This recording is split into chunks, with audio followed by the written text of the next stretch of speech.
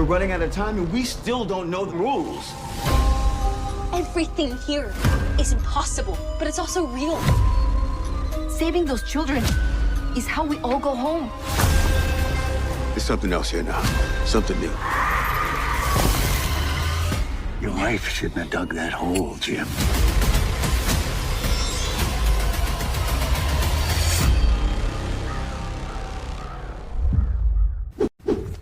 Okay, ding-dongs. If you don't subscribe to Jeremy Eyes and Fire, you're gonna spend the night in the box.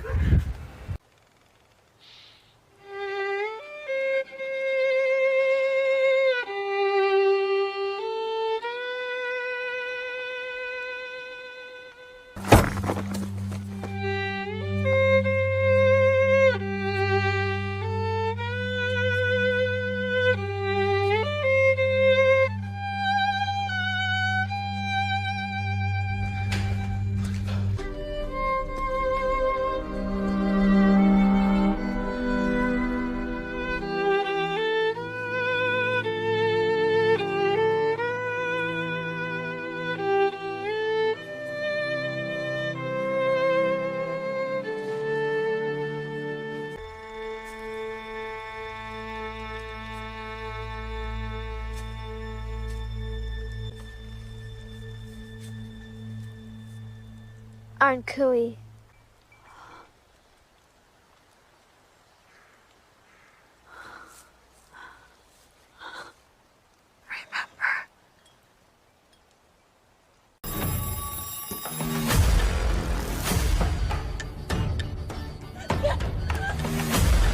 I think this is when it happened. Okay. Oh my God. I did try to warn you. Some people still driving around, huh? It's the worst part. You still expect to find the road that takes you home? It's the part that's cruel.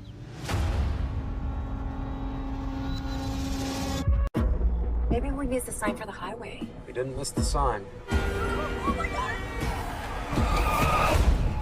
Where are we? So you're telling me I'm in a mystical town. I can't leave.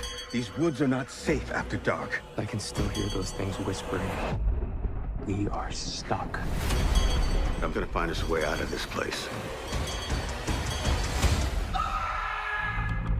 Everyone in this town has been exactly where you are right now. There are things you need to know about where you are. This is gonna be the worst night of your life. Do you believe in monsters?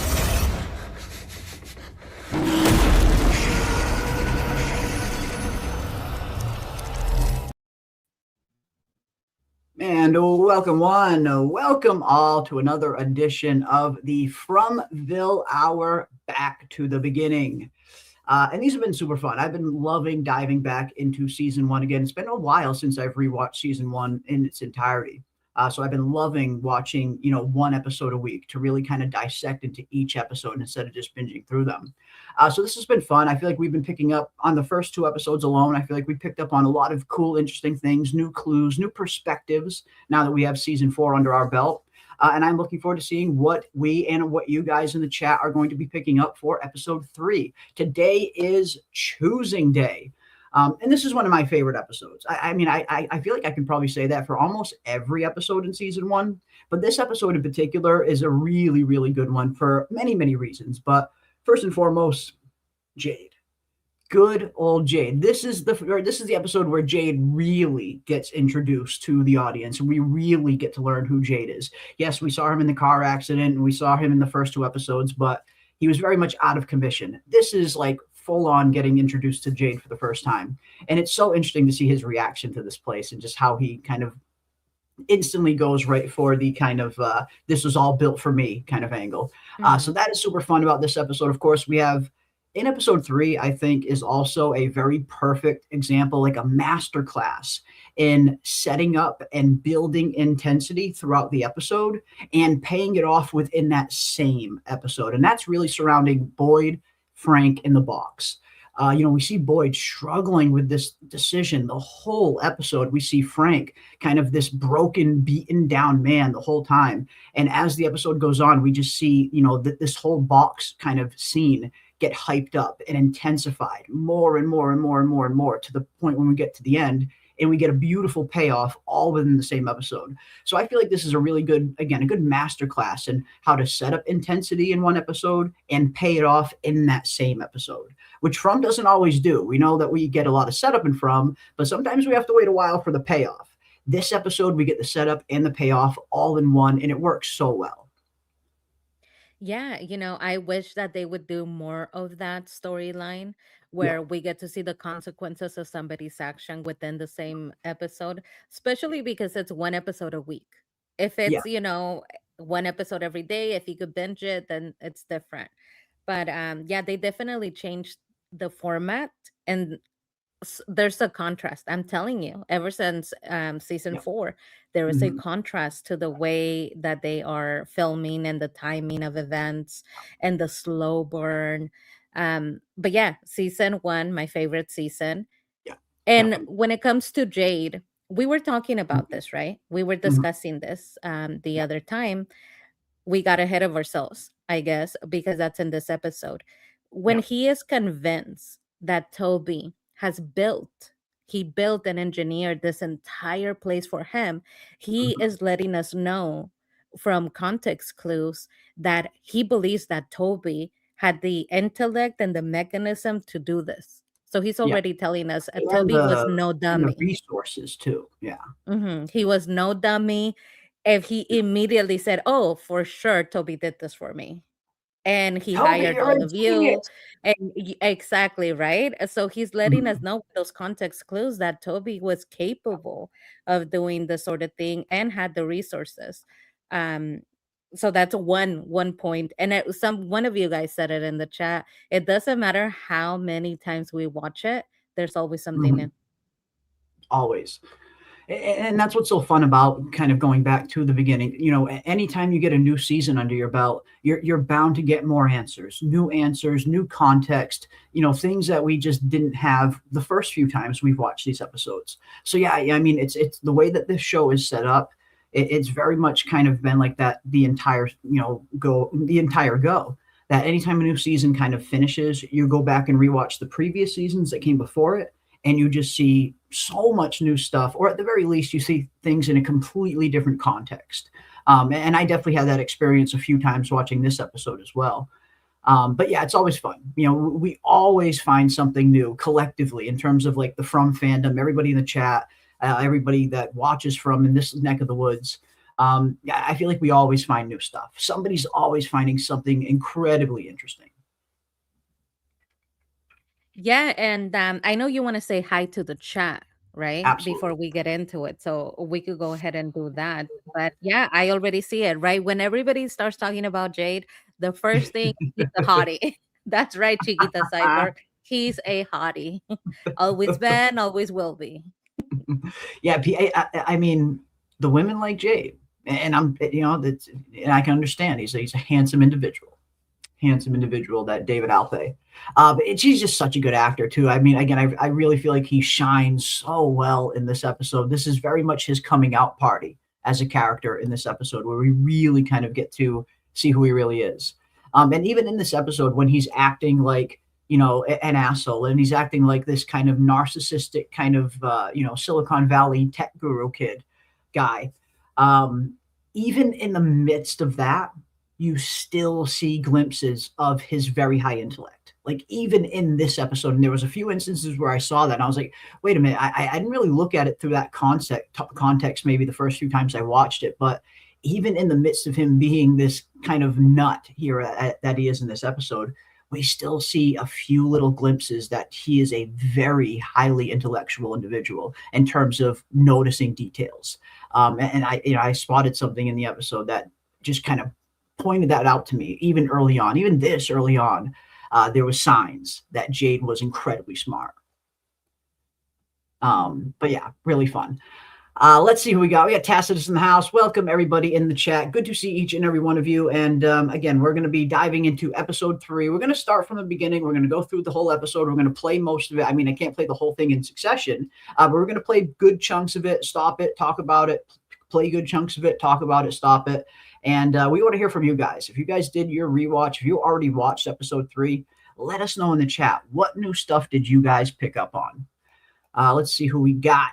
We got freaking Cowboy in the house. Welcome, freaking Cowboy. We got Anything for Freedom. We got Chris Consequence in the house. Frank in the Box. We got a Frank in the Box sighting in the chat. Love it.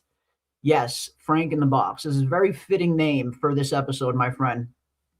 Very fitting name for this episode. Love it. Absolutely love it. Now we got Nicole Lane in the house. We got Catherine is here. I see With Angels is down there. What is up with Angels? We got Bushka Blue, welcome. We got Sunflower, Compassionate Chronicles, Chiquita Cyborg. Good to see all of the Frumley faces in here, ladies and gents. I see my pal Xavier is here. What is up, Xavier? Always good to see you, my friend.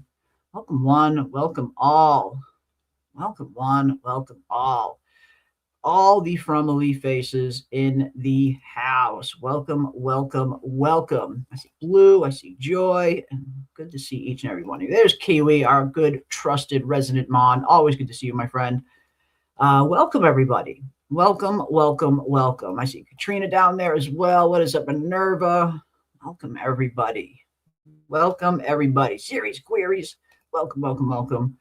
Yeah, Frank in the Box is still so intense to me, the waiting. And again, I do feel like this episode is very much a masterclass in setting up that intensity. You know, because it's very easy to set up intensity and not pay it off within the same episode. I mean, we see many shows do that. And heck, even From does that plenty of times where they'll set something up very interesting in one episode and they don't pay it off until way, way, way later. But one thing I am noticing about season 1 of From is they do have a lot of these type of storylines that we get in episode 3, where they actually do set up something super interesting at the beginning of the episode, and by the end of the episode, it's paid off, and it feels like a full, complete, you know, mini story within the grander story. And that's what those are the kind of episodes that I love to see, that can give us a proper beginning, middle, and end storyline that is in line with the overarching storyline that continues from episode to episode.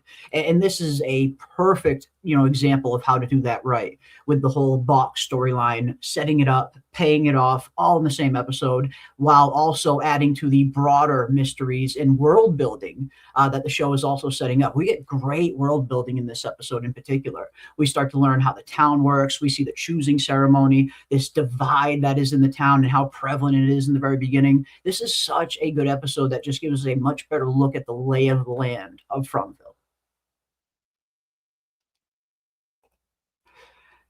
Jeremy PM, love it too. Chris Conscrins, you're entertaining each other. It's good. This is a very, very good one.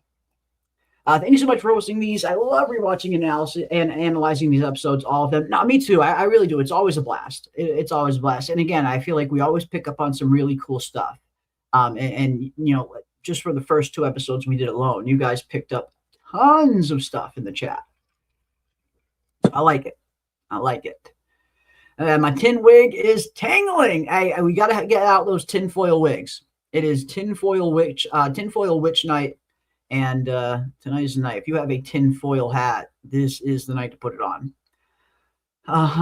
Let's see what we got here. If we eat mushrooms before watching, we will see answers. That is also a possibility as well. I have not tried this myself, Sandflyer. I don't know if anybody else has. If they have, let me know how it went. But I've not tested this theory out myself. So I'm not sure. I'm not sure.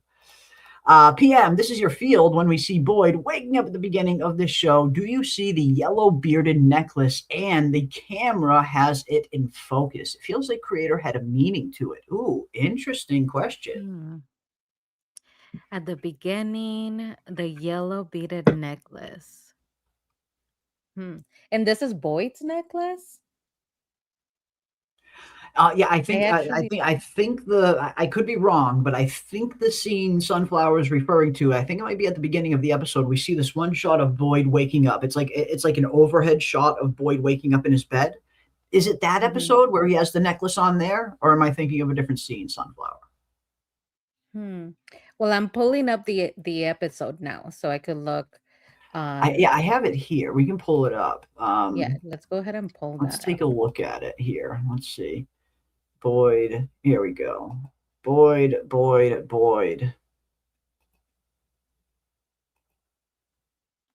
On the night table. Oh, All right, there this we one go. right here. Let's see. Okay, there it is.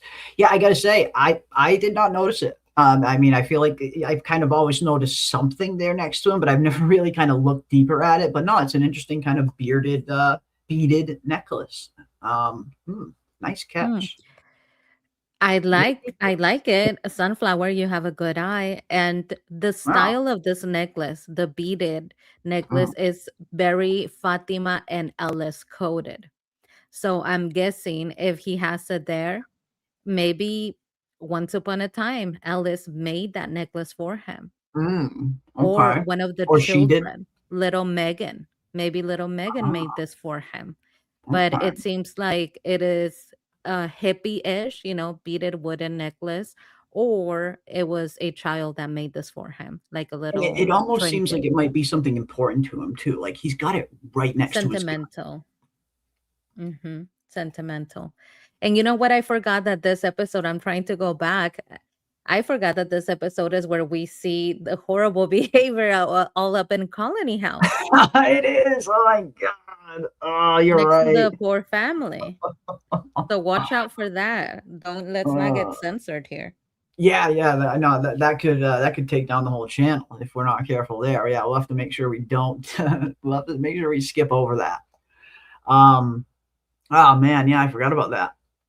This is that episode. This is very true. I remember it, and it comes pretty early on in the episode, I believe, when we see the Matthews family sleeping. Like we see the camera panning through Colony House on our way to the Matthews house, to where the Matthews are sleeping. And I think Tabitha's having a nightmare of the night they crashed there, like during that scene. So we'll have to be vigilant for that one.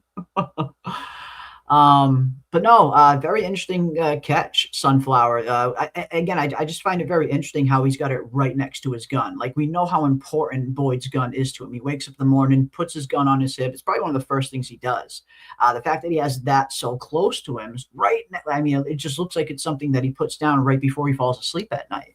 But yet we don't really see him with it later on at any other point in the season or the show for that matter, or at least not that I can think of off the top of my head. I guess we'll have to keep an eye out if this pops up again later on, but I don't remember seeing it again anywhere else. But no, interesting catch. There's nothing like the love between a man and his gun, and especially for this type of man. Okay, he is an army, a serviceman. True. If it's there, it's because it's important. So my feeling is either little Megan made it and it's put away because of what happened. He finds little Megan and her mother slaughtered, so he puts it away, right? We know that he has a little box.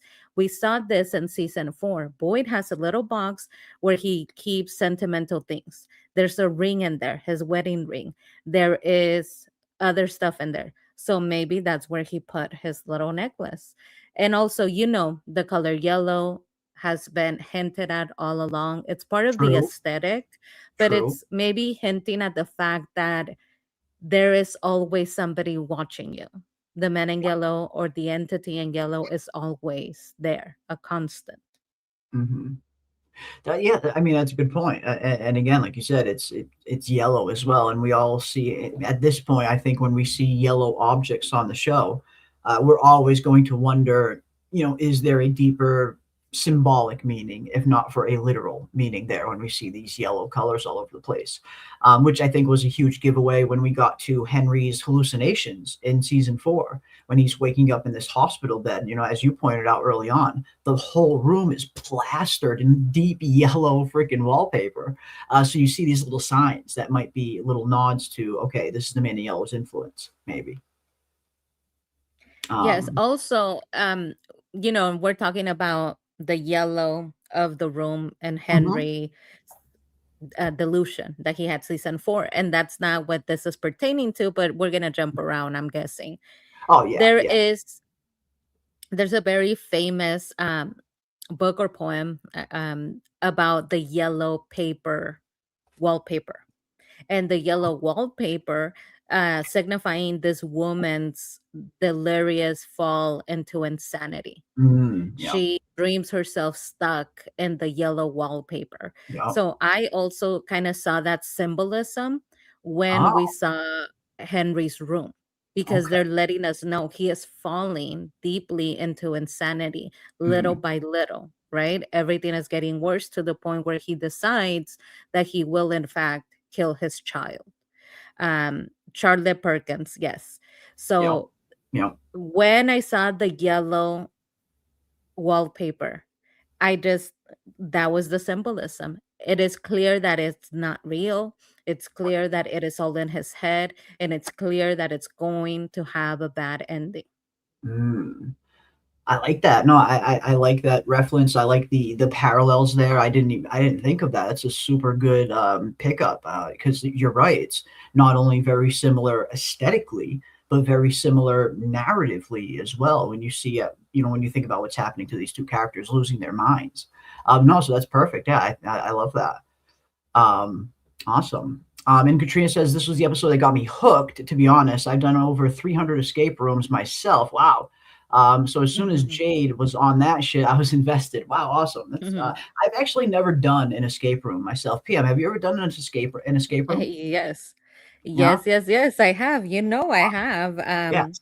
I've done a family ones. I've done ones with friends, once on dates. I've done escape rooms. I What was love the an toughest escape one? room. What was the The toughest one you ever toughest had to do? one, um, the toughest one, I would say it was a science theme one, Ooh. where you went into like a mad scientist sort of lair, and Ah, you had to go through his notes. You had to go through everything that he had built and yeah. try to find clues Oh, as to like where things were. There was things underneath carpets.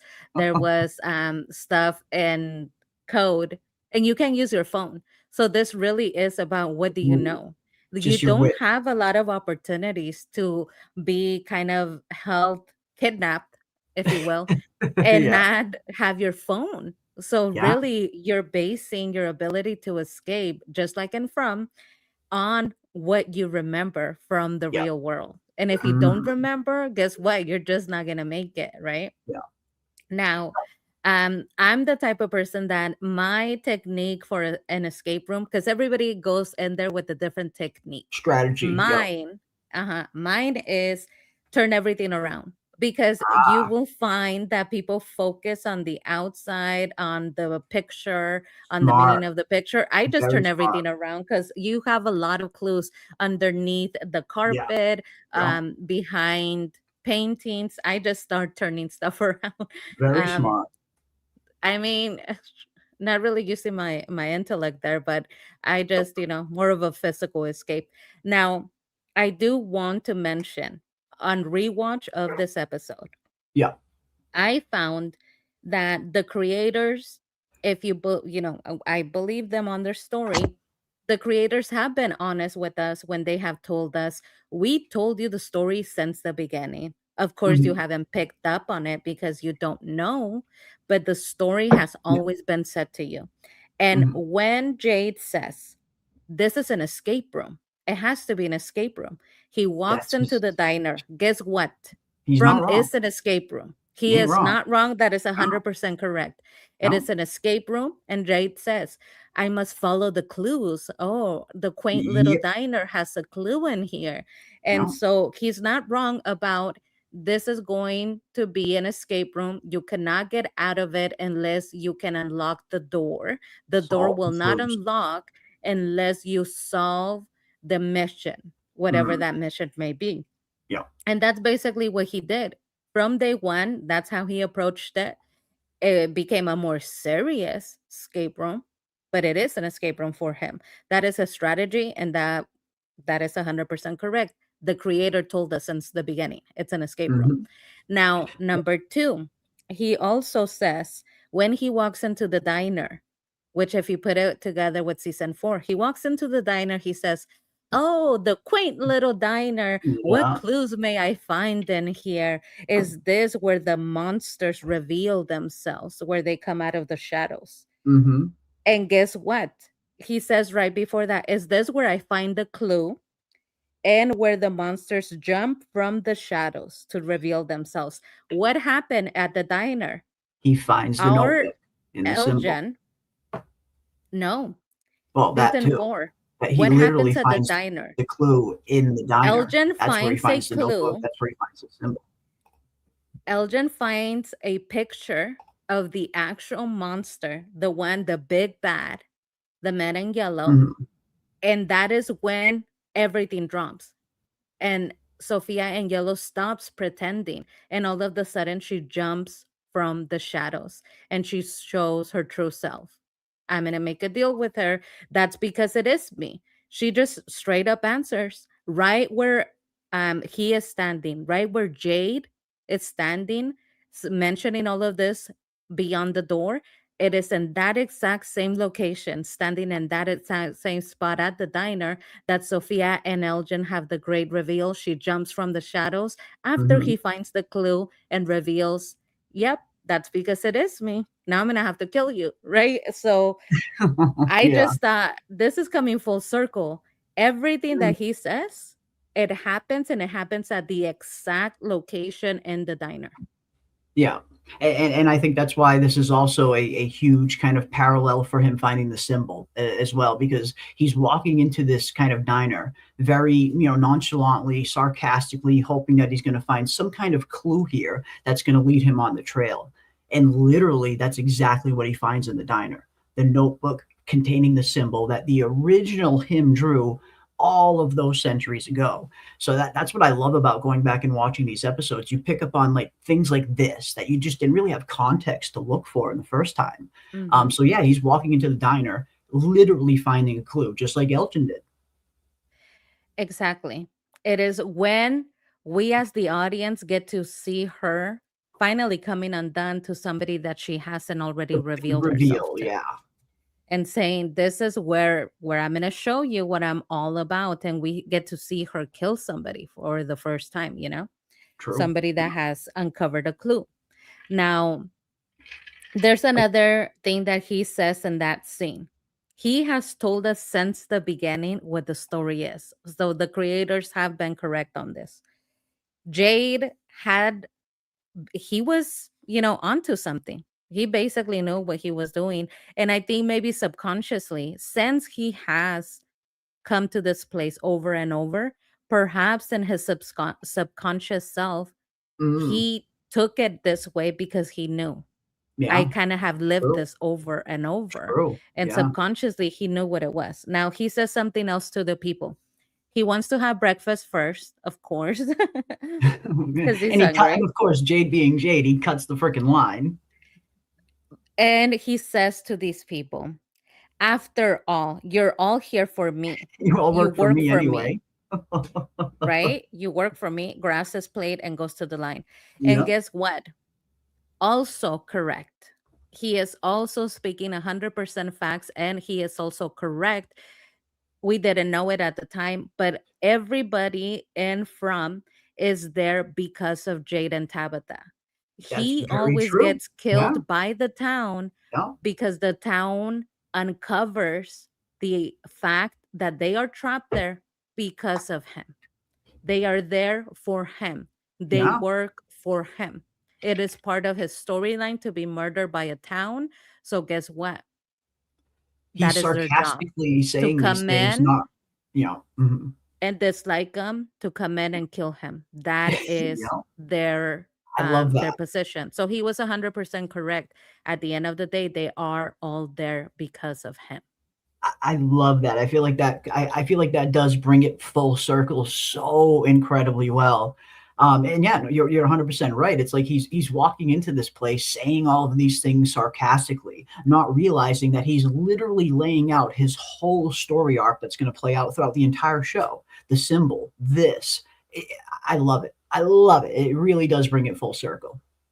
Mhm. And what's really interesting about it is that a lot of us had been asking ourselves, why are there so many people around? What is the purpose of these people not being slaughtered? And I suspected they have to have some sort of a mass sacrifice, just like Yep. they had a mass child sacrifice. Yeah. But I guess it turns out in a roundabout way to be true. Little Boy in Mhm. Blue tells us it is important to have numbers for there to be a town, because their spot, their place on the board is to slaughter you. They are there to dislike you. They are there to grow to hate you to the point where they kill you. So he begins his storyline by being the antagonist because that is what his storyline is supposed to be. The town is always supposed to dislike him, and he's very disliked at the beginning. I mean, when they're saying goodbye to Frank, he pulls one of those, "No, Frank." Yeah. So right away, he starts on the bad foot, and guess what? He ends on a bad note because apparently they're supposed to kill him. Everybody's hero is someone else's villain at the end of the day. It's all a matter of perspective. From Jade's point of view, and for, Jade's like inner circle, the people like Boyd and all of that, they're looking at Jade and they're seeing someone that might have the answers. But for the regular townsfolk, like you said, all they're seeing is someone that is the reason for them being here, the reason why they're all trapped in here in the first place.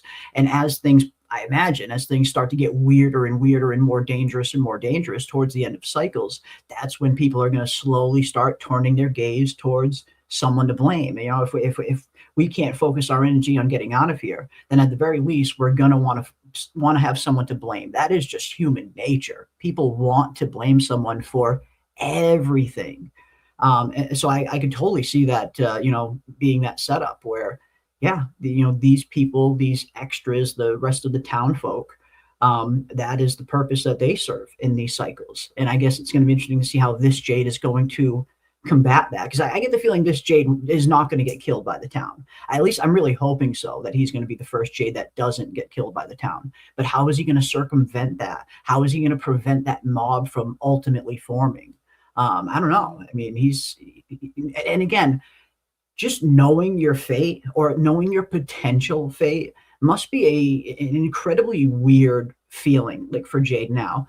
Now he's going forward knowing how each and every one of his past lives died and how they all got killed, and how all of them got killed by people that he lived with for Lord knows how long.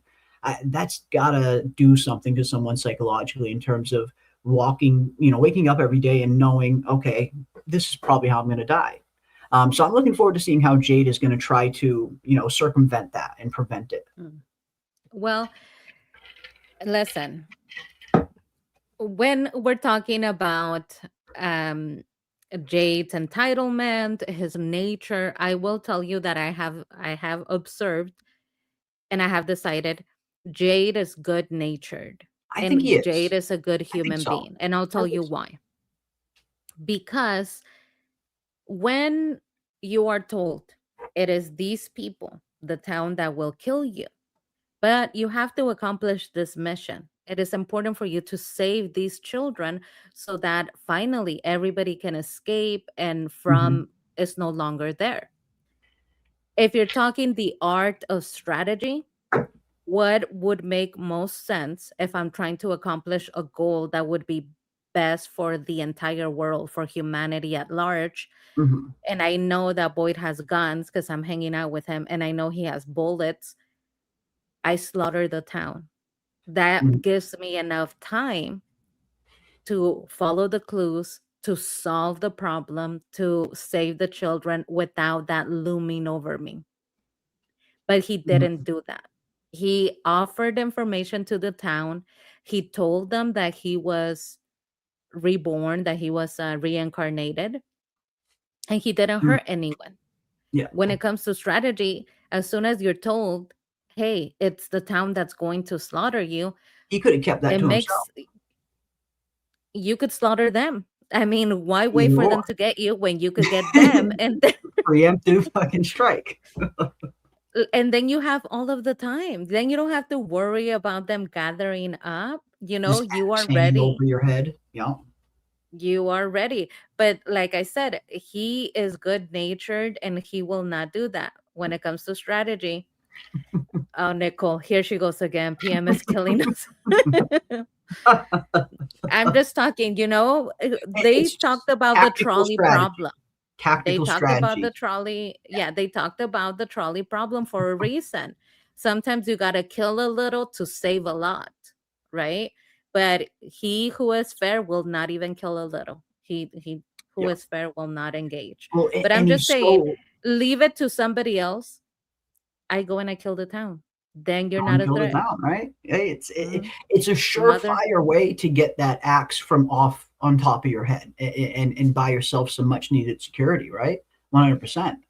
And he But I didn't feel do like it.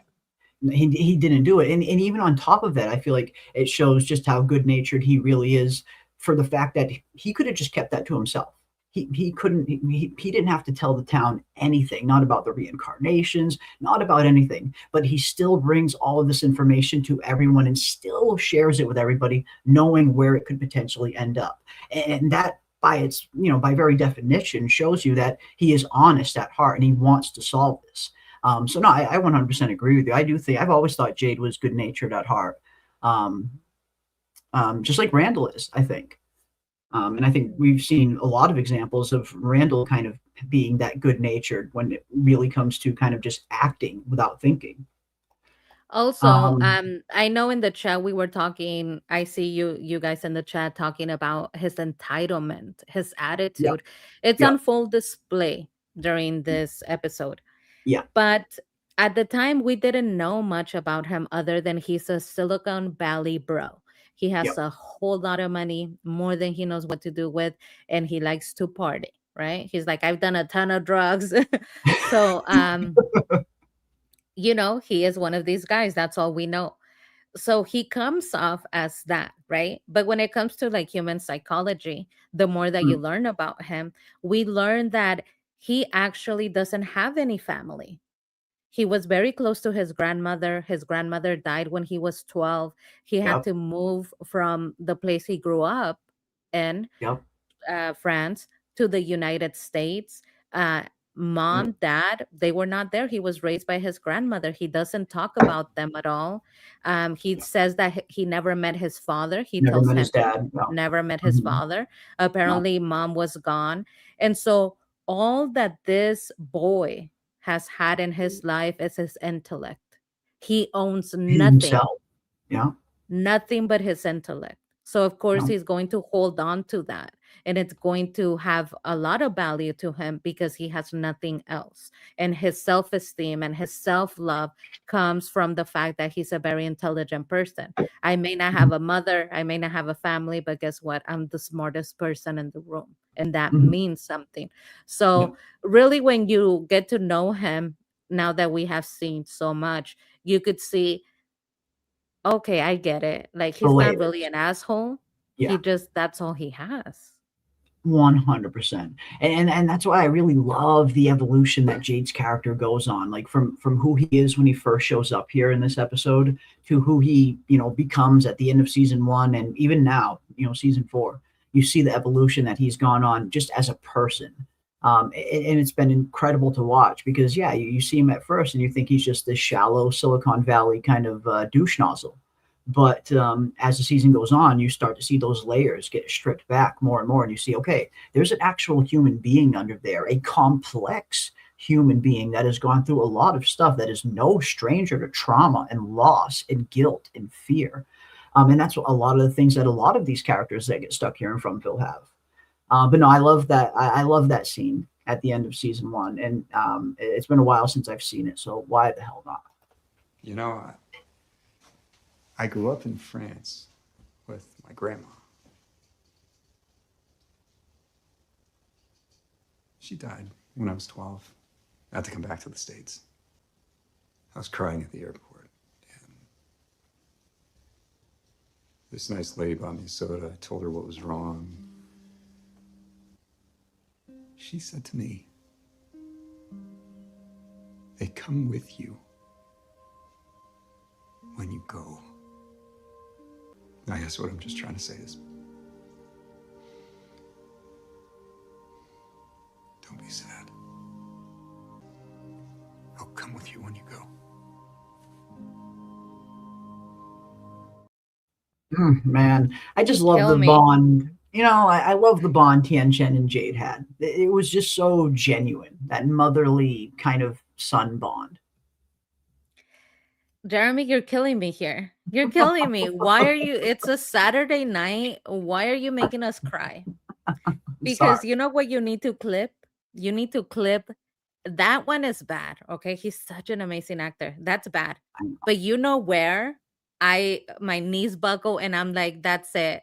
I'm gonna lose my mind. If I It's had to the spend new one.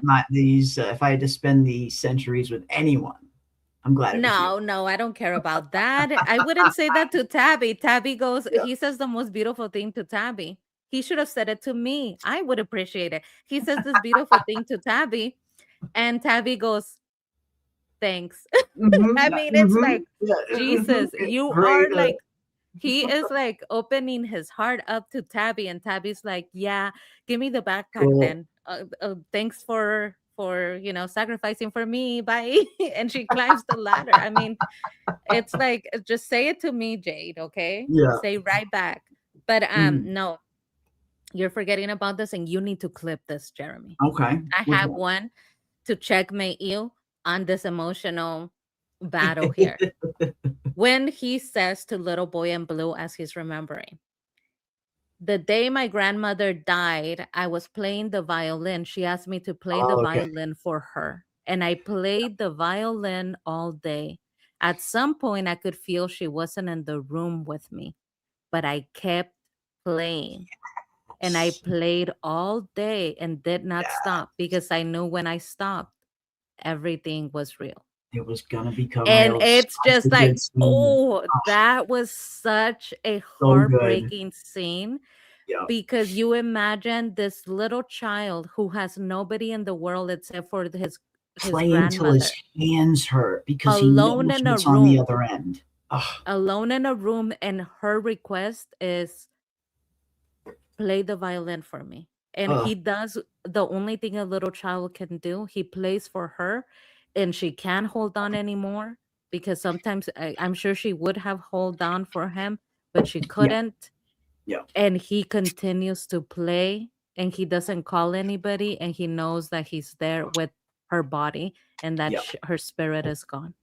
But continuing to play and the hours going by, Right? it's Yeah. just, oh my God, kill me. Kill me. It's profound. It's one of the most profound, and he paints such a vivid picture. And I think the imagery of having, Little Boy Blue in the episode made that scene, just in my head anyway, it made it was so much easier to bring that scene to life because we actually got to see what young Jade looked like. So yeah, it was just so easy to picture him in that hospital room over his grandmother's bed, just sitting there playing over and over and over again until his hands hurt, just knowing that as soon as he stops, knowing what's on the other end of this music stopping, and he just doesn't want to face it. That is so tragic. And again, brilliant freaking writing from John Griffin and the writing team on that one. And What's David Alpay. worse, Mhm. yeah, what's worse, Jeremy, is that he doesn't say it's in the hospital. What he True. says True. implies that he didn't have anybody. It was just him and his grandma. Yeah. And the fact that he went all day just playing to her corpse implies that it was just them at home, somewhere where there was no other adults. Because if he was in the hospital, they would have gotten the alert and stopped them.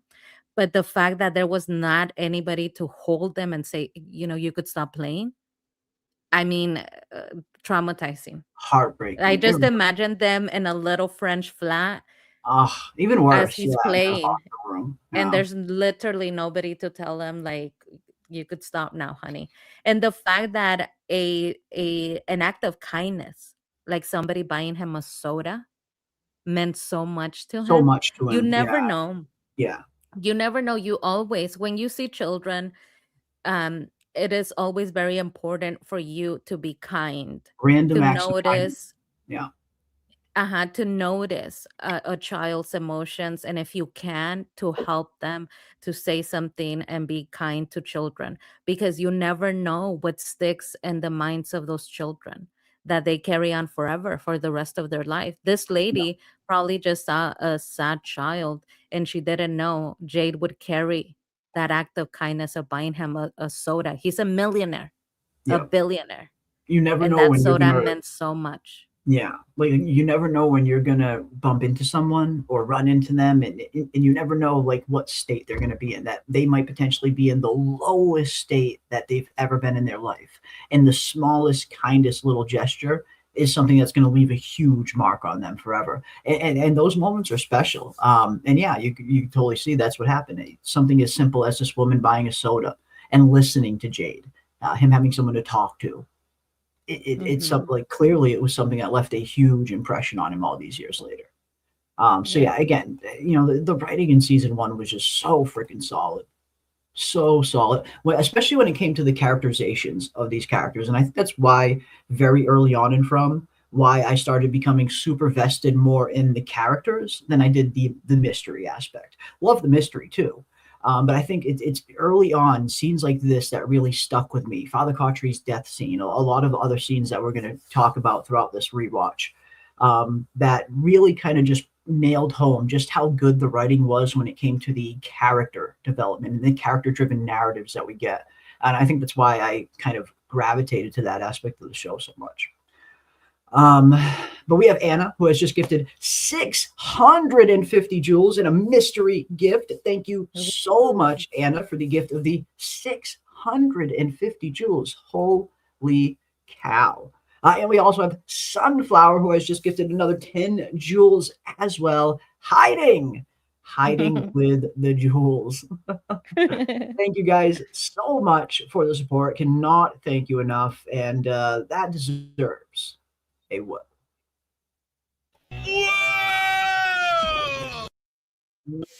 Whoa. Thank you. All right, let's continue to dive into this, shall we? Because again, this is a really, really good episode, and we see quite a lot. Starting off with and again, right at the very beginning, they set up the whole box thing. I know we talked about that earlier, but again, that was one thing that just really kind of I noticed a lot on this rewatch, just how perfectly they set up the intensity of that storyline and just build on it. It builds up to a crescendo, to the point where those monsters smash into that freaking box at the last second of the episode. It's just one of the good, rare episodes where you get a really satisfying storyline set up and finished all within the same episode. So I love that. But we also get a lot of other interesting stuff in this episode as well. Let's see. Let's start off from the beginning. And again, Boyd, I love seeing Harold Perrineau anytime he has an episode where he's struggling with something kind of mentally, emotionally, spiritually even. Because I believe this is the first time that we see Harold Perrineau go to the church and actually sit down inside the church and contemplate what exactly is going on here. And we get that really good conversation between him and Cautry. I love seeing him kind of struggle with something. But one thing I did see early on with the Matthews family and Father Cautry, I thought this was an interesting kind of setup where, the Matthews family have only been here for a little while, but I feel like the danger and like the gravity of this place doesn't really fully set into them until they have this little walk with Father Cautry. And he's kind of laying out the town rules. He's showing them the box. And then eventually he brings them up to Megan's room. And we literally see the carnage left over of, what happened to poor Megan. I feel like this is a very profound moment for the Matthews family, because up until this point, and you hear Jim and Tabitha talking about it a little bit later, where Tabitha is still in a bit of denial. Like she still just wants to get into the van and run. And I think it just sets up that very early theme, that theme very early on of Tabitha's first instinct is always to run away from something. Even now, even right here when she first arrives here and she's seen that she's been in the circles, she's driven around the town a few times, she's seen that this is not normal. Yet, even still, her first instinct is to get back into the RV and run away. Where Jim is trying to kind of console her and tell her, hey, this is real. We are stuck here. We need to kind of find a way to make the best of this, in a sense. But I feel like this is the episode, this is the scene right here where it really becomes real for the Matthews family, the danger of this place. Mhm. Well, and you know what? I will say this. When you rewatch with the context, Yep.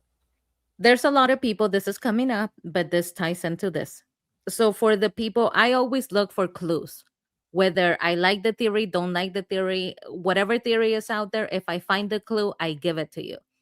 For the people that believe that Donna is a shady, shady girl, Uh-huh. I would like to add one thing, one clue to your theory about Donna being a shady girl. Okay. We see in this room that there is blood and that a child and mother have been slaughtered. Mhm. We see that there's blood all over the place. This should emphasize why it was so malevolent, strange, and weird that Donna separated a very young girl from Oh her my God, family. that's in my notes too. Ugh, We are seeing a family's house and the result I of hated this it. family slaughter. Yep. Even with her mother and her father, Megan couldn't be spared. And so that should emphasize to whoever has the theory that Donna is a shady, shady girl, this is a clue for you that she's not doing it in a time of peace. She's doing it after knowing that a little girl was slaughtered. And And it she's almost still choosing to do that. mm, So that puts into context that if you believe that she's working for the men in yellow, yeah, that's a clue. She needed to get Julie away from her family, the Matthews family, so that she could create problems. And it's making no sense because she knows that little Megan was slaughtered. mm. And the way she's so adamant about it, like against Boyd, it feels like she's almost doing it to spite Boyd, in a sense. Like the exchange that she has with Boyd back and forth, where she's just so adamant, like, this is over, the ceremony's done. Like, she's so adamant about this thing being done. Because I feel like for Donna, this is a small victory over Boyd, because at this point they're very much at odds. And yeah, this scene does not paint Donna in a very good light at all, even more so now, with the context that we do have. This is one I remember the first time I watched this, like, I hated Donna in the beginning because of this freaking scene right here. This was the scene that made me really dislike Donna the first time I was watching the show when season 1 was just airing. By the time you get towards the end of season 1, you start to get a little bit of a better feel of who Donna really is, and she becomes much more of a likable character. But these first few episodes, I remember really, really disliking Donna with a huge disdain after watching this ceremony kind of scene here, and just how adamant she's kind of just poking at Boyd, like, it's over, ceremony's done. What are you doing? It was infuriating to watch. Absolutely infuriating. The way that I read it more like she was being defiant and kind of showing out to the parents. I read that as her being rude to the parents, specifically Jim. It seemed more like a Because immediately, as soon as Julie says that she wants to be with Donna, Tabitha is like, no, I want to go with her then. And she then says, no, the girl made her choice. And so it seems like she's trying to keep this girl away from her parents, and she's giving them this attitude so that they won't question her. And when it comes to a parent, there is no way you could tell me you're taking my child without being personal. You're making this a personal fight between me and you, and then you're not going to let me stay at your colony house. You want to take my daughter and I can't even stay there? And you're screaming like to act like the big bad so that we don't question you. That is a very strange thing for the people that have the theory that Donna is up to no good. This should be your biggest clue. There is no way in hell that this makes sense. She can't even tell you guys. She can't even say, Colony House is a very safe place. Nobody ever gets hurt anymore. We all have talismans. Because guess what? a little girl just got slaughtered the night before. So Yeah. she can't even say that everything is safe. And that's the thing. You try to, I try to understand Donna's motives here for being so adamant about this. And again, I really think the Boyd thing has a huge part to do with that. I do think Donna sees this as her getting one over on Boyd because she sees how adamant Boyd is to try and keep this family together. And again, Donna and Boyd just have this really kind of standoffish kind of vibe to them in these first few episodes. So I do feel like a big part of it is just Donna wanting to be in control for one over everything. But I do feel like a part of it is her trying to kind of exert her dominance over Boyd, a little standoff between her and Boyd. I do think she views this as a win, a small win against him in a sense. But it just makes no sense for the person that we know. So now that we know the character who of she Donna, turns her into, values, right? Yeah. this is the one choice that doesn't align with her values. It doesn't. So for No. the people that believe that the man in yellow has asked her to do something, that would make sense to me. This action doesn't fit her character because this was a specific ask from the entity in yellow. Hey, Yeah, true. I want that little girl separated from the family. It is your job to make sure that you don't go back on this because I want to create problems with the Matthews. I want that little girl separated from her family. That's the only way that this action makes sense. If it's dictated by somebody else, because it doesn't match any of her motivation when we actually get to know the character. It does. It's almost like her character takes like a complete 180 a few episodes later in terms of like the character she ends up really getting portrayed as. And I wonder why that is. Like, why such the drastic turn, or why introduce the character in such a combative manner? If and maybe it's just part of her character evolution. Maybe it's part of once her and Boyd and her and the rift between Colony House and town starts to get mended a little bit more. We start to see those walls come down a little bit more, maybe. But yeah, no, it is a very kind of striking total 180 in terms of how Donna is presented to us versus who she kind of becomes really as a character, just a few episodes later. I feel like by the end of season 1, even, we have, a lot of people have a much different outlook on Donna from this scene to then. So yeah, it's a very interesting character choice. You're 100% right. Yeah, freaking Donna. Yeah, but that's just the one thing I remember watching this scene for the very first time, just how much Donna was just getting under my fucking skin here. But she is a huge fan favorite now. But yeah, very interesting evolution. We got Sunflower for $1.99. Thank you so much, Sunflower. Jade also said each building have clues. I mean, and I suppose he's not wrong there either, right? I mean, again, he's kind of spouting all of these sarcastic things, thinking that this is just one fake giant escape room. But, as PM said earlier, like underneath the surface, he doesn't realize how right he really fucking is. This is an escape room. There are clues that he needs to solve here. So yeah, no, you're right. Everything that Jade is saying about this escape room thing, it is pretty much a blueprint for how the show really does go. This is an escape room. It's just a different escape room than he thought it was, pretty much. But no, yeah, you're right. Jade also was looking for clues inside the buildings, which also ends up being a real thing in the show. And so let's think about it. Okay, so at the diner, we have Sophia's photo. At Colony House, your wife shouldn't be digging that hole, Jim. We get that clue that somebody's watching them, that they know their names. So that's at Colony House. We also get the door that leads to the caves. In the basement, we get the little Viewmaster. At the Matthews house, we get the bracelet in the diner as well, and the symbol. Yeah, exactly. At the Matthews house, we get the cables go to nowhere. They're just like free, nilly-willy. And then when he says, you all work for me anyway, that is the attitude he takes with them, because when they're building the tower, remember, he gives them all a job. And he's like, you better get it right, ding-dongs, or you're going in the goddamn box, whoever gets this wrong. All right, ding-dongs, it's almost go time. Anybody fucks this up, you spend a night in the box. The ding-dong. treating them like ding dongs that work for him. Yeah, I mean, you're right. You're right. At the end of the day, he's saying all this, but it's true. It's like by the end of the season, literally all of you are working for Jade and building his radio tower. So you're right. I mean, we see all of this kind of sarcastic foreshadowing that Jade spouts in this third episode that ends up being a pretty interesting kind of roadmap for how the show goes. Series queries. That's right. They found the clue in the barn. Yeah. Knowledge comes at a cost, and Knowledge poor comes at a Jim. cost. You know? Mm-hmm. Yeah. And the basement of the church.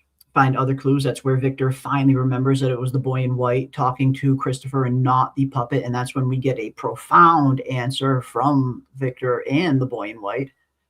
So yeah, we learned tons of clues in just about all of these buildings. Very true.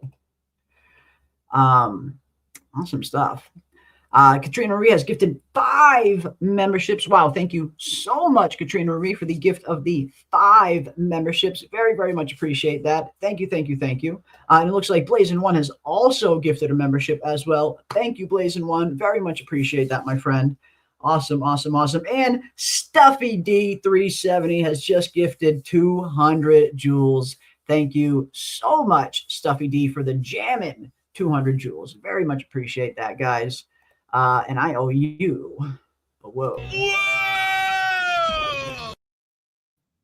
Handing out woes. Thank you guys for the support. Very, very much appreciate you guys.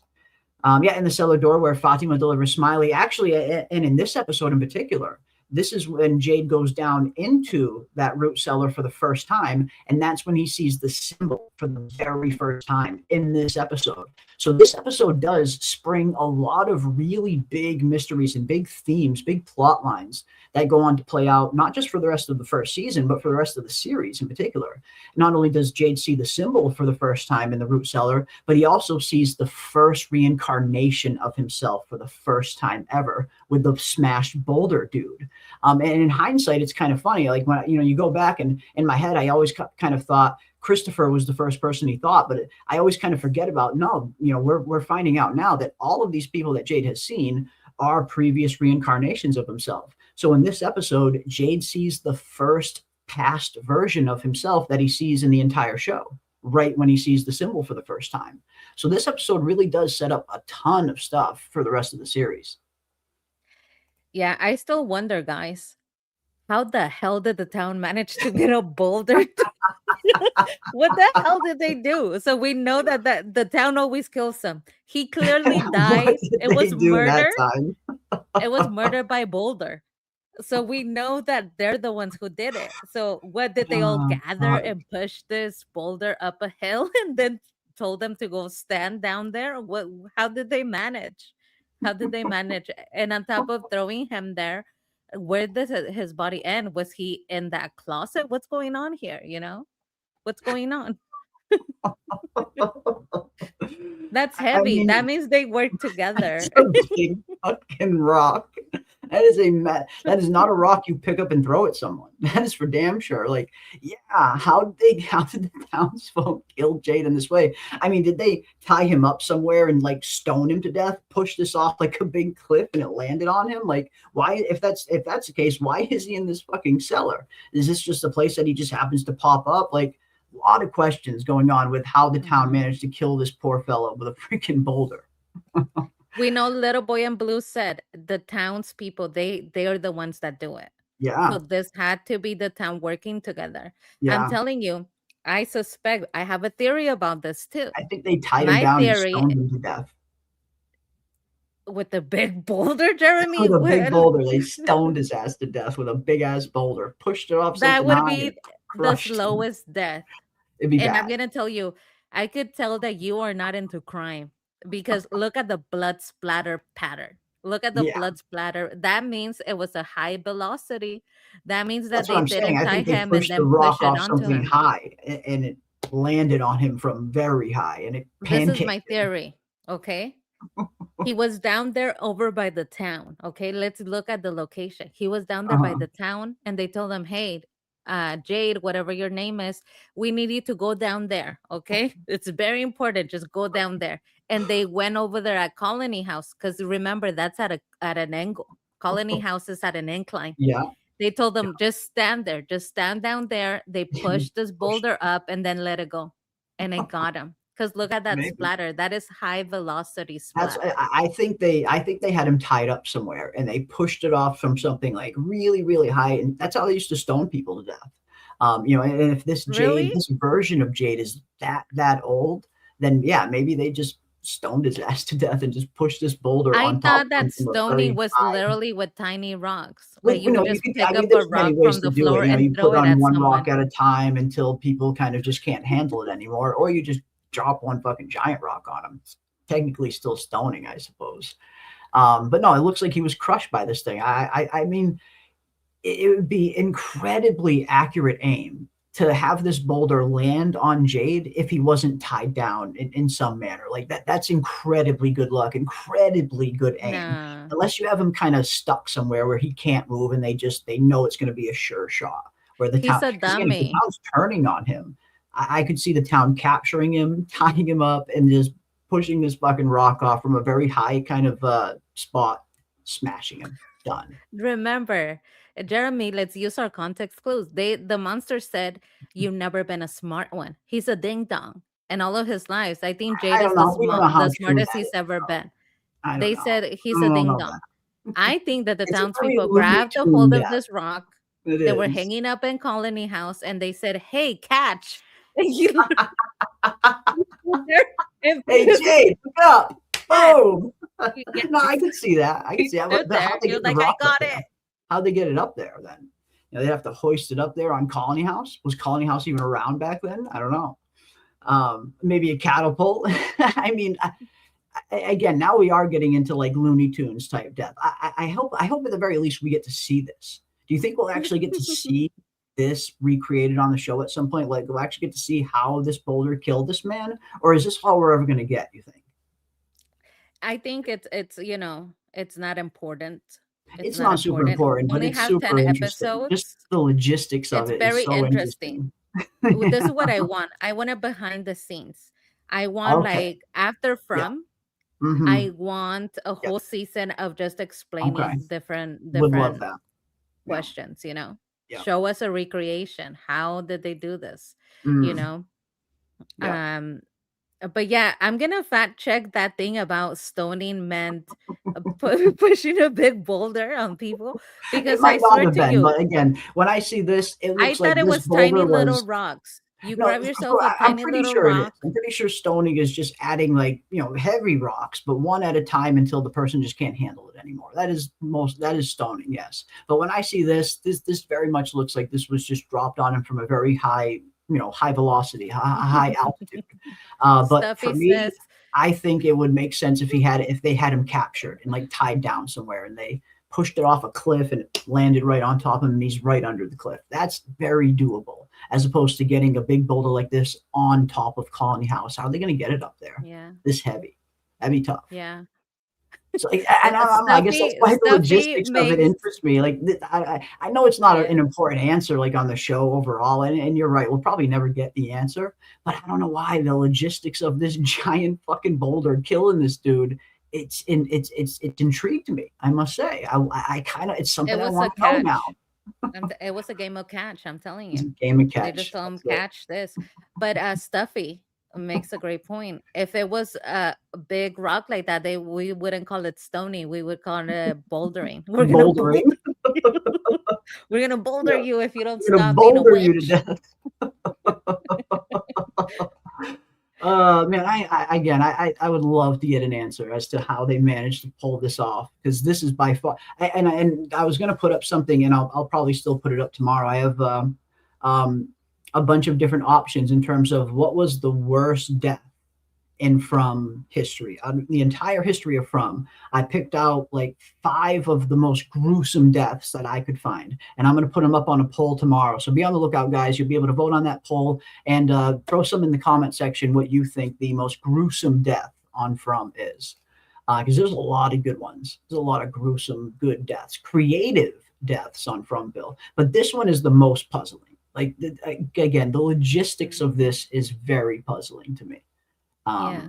I think the don't know. most gruesome death is the one that didn't happen. Sometimes, kind of like the words that mean the most are the ones unsaid. The most Okay. gruesome death is the one that did not happen, and that's Patty's death. Because I know that it hurt all of us. It hurt all of us. It caused so much Yes. emotion in the entire community because it didn't happen. It is the most gruesome, agonizing time we've ever had watching somebody's death not actually come full play. That's the one I would vote for. Okay. Interesting. I mean, I would love to see that too. I would love to see good old Patty's death. But yeah, there's a lot of good ones. There's a lot of really good gruesome deaths on From. And some that I even kind of forgot about. But yeah, I'm going to put up that poll probably either I'll put it up after the stream tonight, and you guys can vote on it and drop your comments on it as well, if you so please. Yeah, a lot of people like the catapult idea in the chat, where we're seeing a lot of votes for it was a catapult. And again, it's a decent size and a decent shape rock for a catapult. I will give you that. I will give you that. All right. Great stuff. Great freaking stuff. All right. Let's see what else. But yeah, again, in terms of just how much this episode really sets up in terms of the rest of the series, we really do see a lot in this one. Again, the symbol for the first time, Jade's vision for the first time. This is a good one. This is a really good episode, and all the world building and character development we get just from how the town works and everything. Like, this is a really, really good episode in hindsight. Really good one. But speaking of Jade, now we talked a little bit earlier about his kind of first impression on the town, which again isn't the best in the beginning, but I do feel even in the midst of all of this craziness of Jade acting like this, even so, there are there's a small glimpse of his intellect, of him even now still kind of critically thinking about things that just don't add up in this place. And he has one of those moments here in this scene, in the diner scene, where he's sitting down with Kenny and they're having coffee or something. And later on, here it is. And Jade's wondering, okay, if this is supposed to be some kind of nightmarish mystical realm, where are the eggs coming from? Where's the food coming from? So even in the midst of him kind of thinking that this was all just built for him, even in the midst of his narcissism, he's still thinking critically about the details about this place and how some things just don't add up. If this is some abandoned, mystical, nightmarish place where nobody can get out of, where is all this food coming from? So again, even in the very beginning, we see examples of Jade thinking critically, even in the midst of this. Yeah, which is, a good question, because the audience would have asked that question too. Exactly. They showed us how Boyd goes out, and as he ventures out into the forest, it's kind of, you risk a little, you win a little with From. Yeah. If you're willing to risk being out there, he has found things that have become very useful, but it's all about having courage. And we hear that from Ethan. Ethan says, hey, when things get tough, you need to have courage. That's how you get ahead.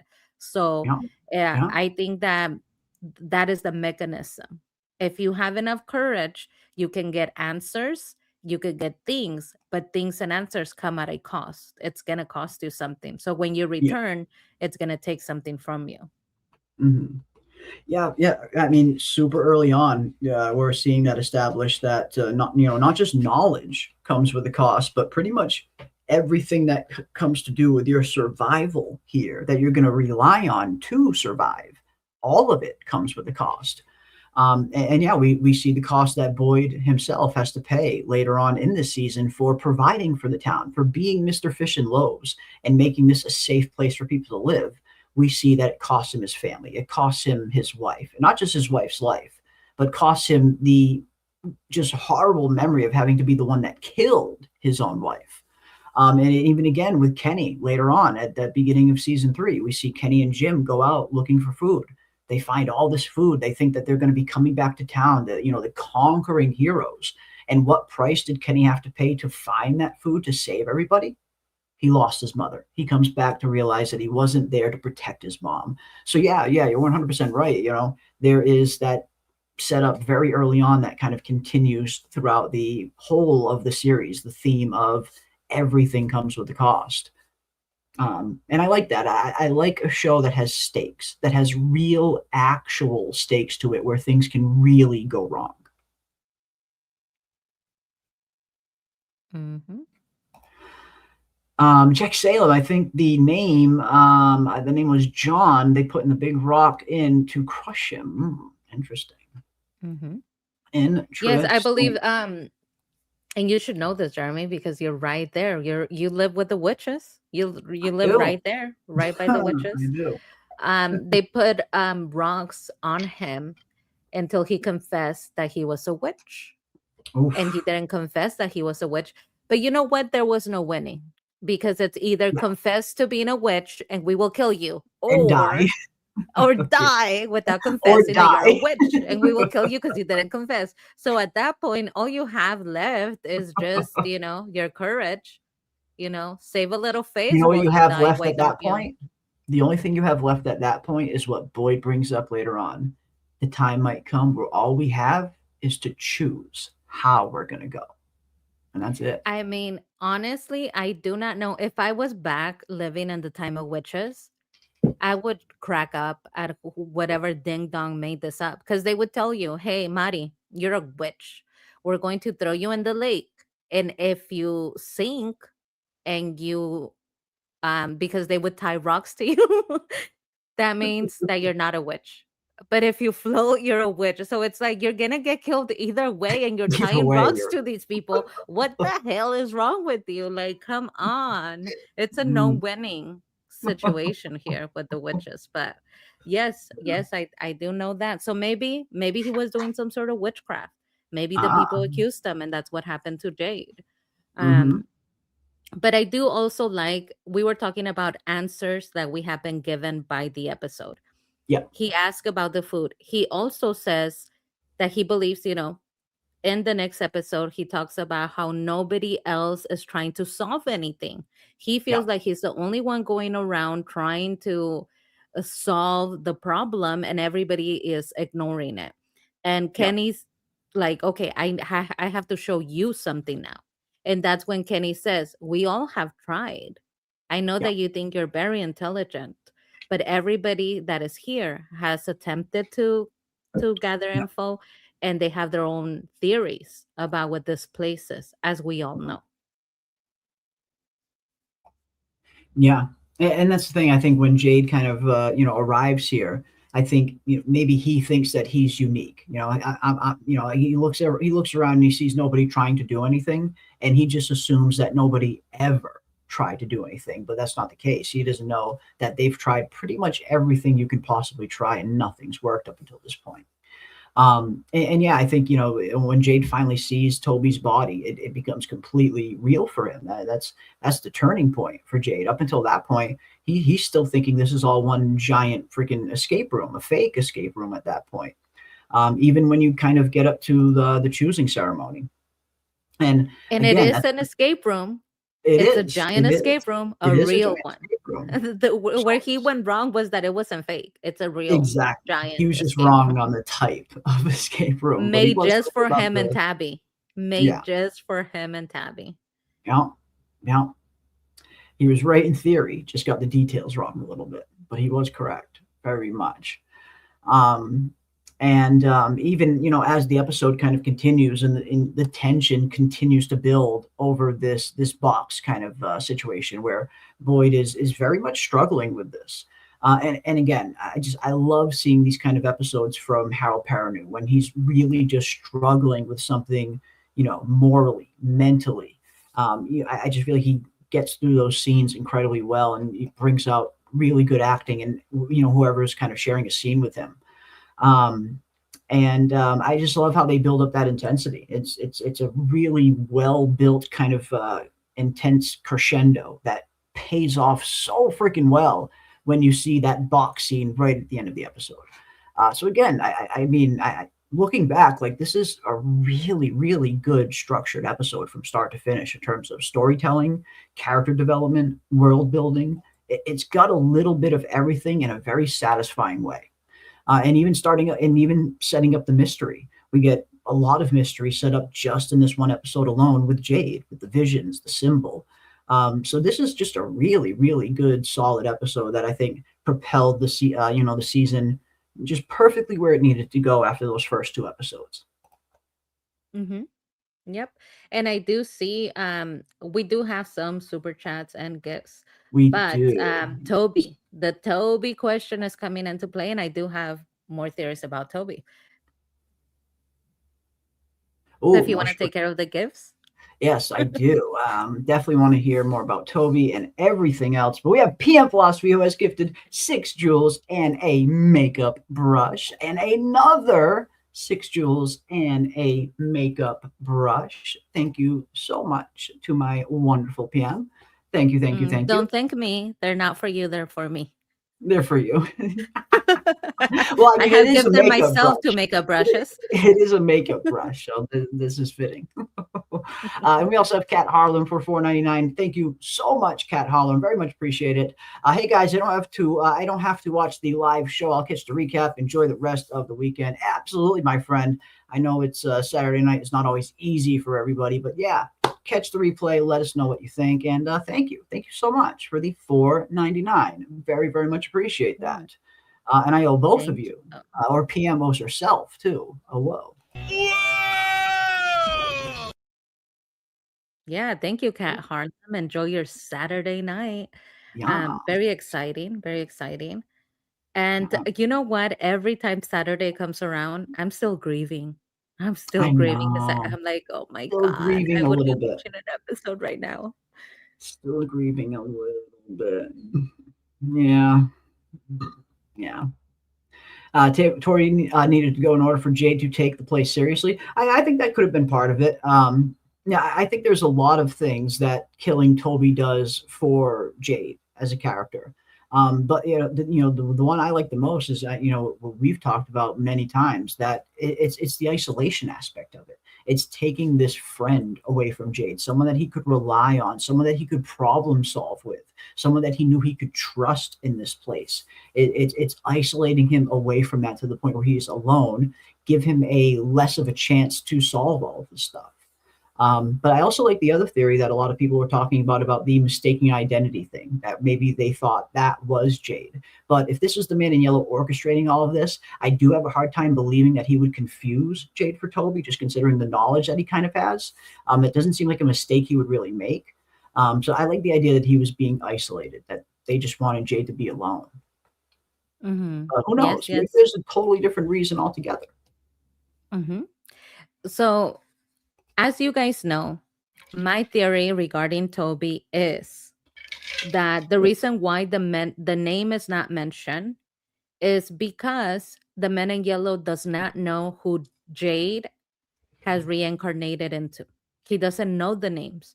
That's why he calls them, as they're entering, the boy and the man, because the Man in Yellow can only perceive the people that are coming in. Okay, there's a woman, a man, they have 2 kids, a little boy. There's 2 men in the other vehicle. He doesn't know their names yet. Otherwise, he would have said, kill Jade, kill Toby. He just says, kill the man. Instead of saying, kill Ethan, the Man in Yellow, the entity in yellow, just says, kill the boy. So at this point, I do believe it is because the Man in Yellow intended for Sarah. He had been working with her. He had been prepping her so that Sarah could kill Jade. Ooh. Toby says, when they ask him, is there anybody else with you? And he says, no. He says that in the outskirts of town where we have seen the Man in Yellow around the bushes. So I'm thinking that the boy in white said, don't mention anything about Jade. That protected Jade. The Man in Yellow saw this man from the second vehicle and wanted Sarah to kill Jade. So he just said, kill the man. And once Jade, is protected, then he discovers, okay, my plan didn't work. Let's go ahead and kill the little boy that's coming in with Tabitha. As they are hanging out in town, he gets to know a little bit more info, a little bit more, because he's listening to them. But we must remember that a lot of people, when we put our theory to the test, the back talk that I get about this theory is that the men in yellow would know who Jade is, that the Yeah. men in yellow would know. And Yeah. I will say he does not know. And we Mhm. have been proven in season 4 that the man in yellow doesn't know. He is not all knowing. He is not all capable. For example, this entity in yellow is not a powerful god, demon, or being. He True. needs to say an incantation in order to make anything happen. In order to say the incantation, he doesn't say it nilly-willy. He kind of has to focus. Yeah. In Yeah. order to It listen takes, in like, on Randall and Julie, it takes he effort. has to, he has to hang around the door to listen in on Randall and Julie fighting.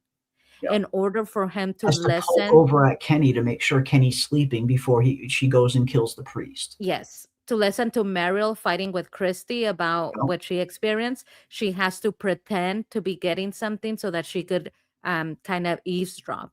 So right then and there, we see that the entity in yellow might not be all knowing, all powerful. So she really might not know who is who when they're coming into town, Definitely possible. because she Yeah. needed to be in the room. Mm. She gathers information as they start opening up and talking. Then she learns their names, but she didn't know their names. She is not all knowing. There's no way she would have known other than seeing just 2 men in a car and a family in another one. Let's try to get rid of the man. And he says he's alone. I'm thinking the boy in white said to Toby, because he's the only one that was conscious, tell them that you are alone. Came And that's along. what Toby killed. Mhm. Mhm. No, I mean, I think, and again, we do have plenty of context for the boy in white and voices in general passing messages to people of Fromville as soon as they're arriving, like as soon as they cross the threshold. We see that, the boy in white has given messages to characters in the past. We see it happen with Elgin. We saw it happen with Father Cautry, potentially, the voice that he heard. So there is a context for, the boy in white kind of projecting these messages into certain characters' heads. Mm-hmm. But yeah, again, hopefully we will get a definitive answer for Toby. I have to imagine we will. I do believe that was one of the things that they did say that they were going to kind of go back on, that they haven't forgotten about Toby. Because yeah, that's a big one that the fandom does still talk about to this day, even though it was way back in season 1. The fandom has not forgotten about the weirdness of Toby's death. So yeah, to be fair, we're all going to need therapy after season 5. Absolutely, Chiquita. We're going to all need therapy. Hopefully not, though. Hopefully not. I mean, at this point, and I think this is what makes From kind of interesting, even with only having 1 season left, this show could still end in so many different ways. Usually by the time you get towards like the end of a long running series and you get to that final season, you tend to have kind of like a better idea as to kind of where this thing's going, what it's going to potentially look like at the end. But From the way that they've kind of set the show up, and it's very much by design that way, I feel like the show could still end in so many different ways heading into this 5th and final season, where we still just don't know a whole lot. But yeah, hopefully we don't all need therapy afterwards. I know a lot of people, I mean, straight up like legit therapy. Like people were literally in therapy for weeks, months on end after Game of Thrones ended. And the collapse of that show and how devastated people were. People quit their jobs. People got divorced. Like there was so many crazy reports of stuff happening at the end of Game of Thrones where people just did not fucking take it well. But I don't know. I guess we'll see how From shakes out. Guess we'll see. I'm hoping for a good ending.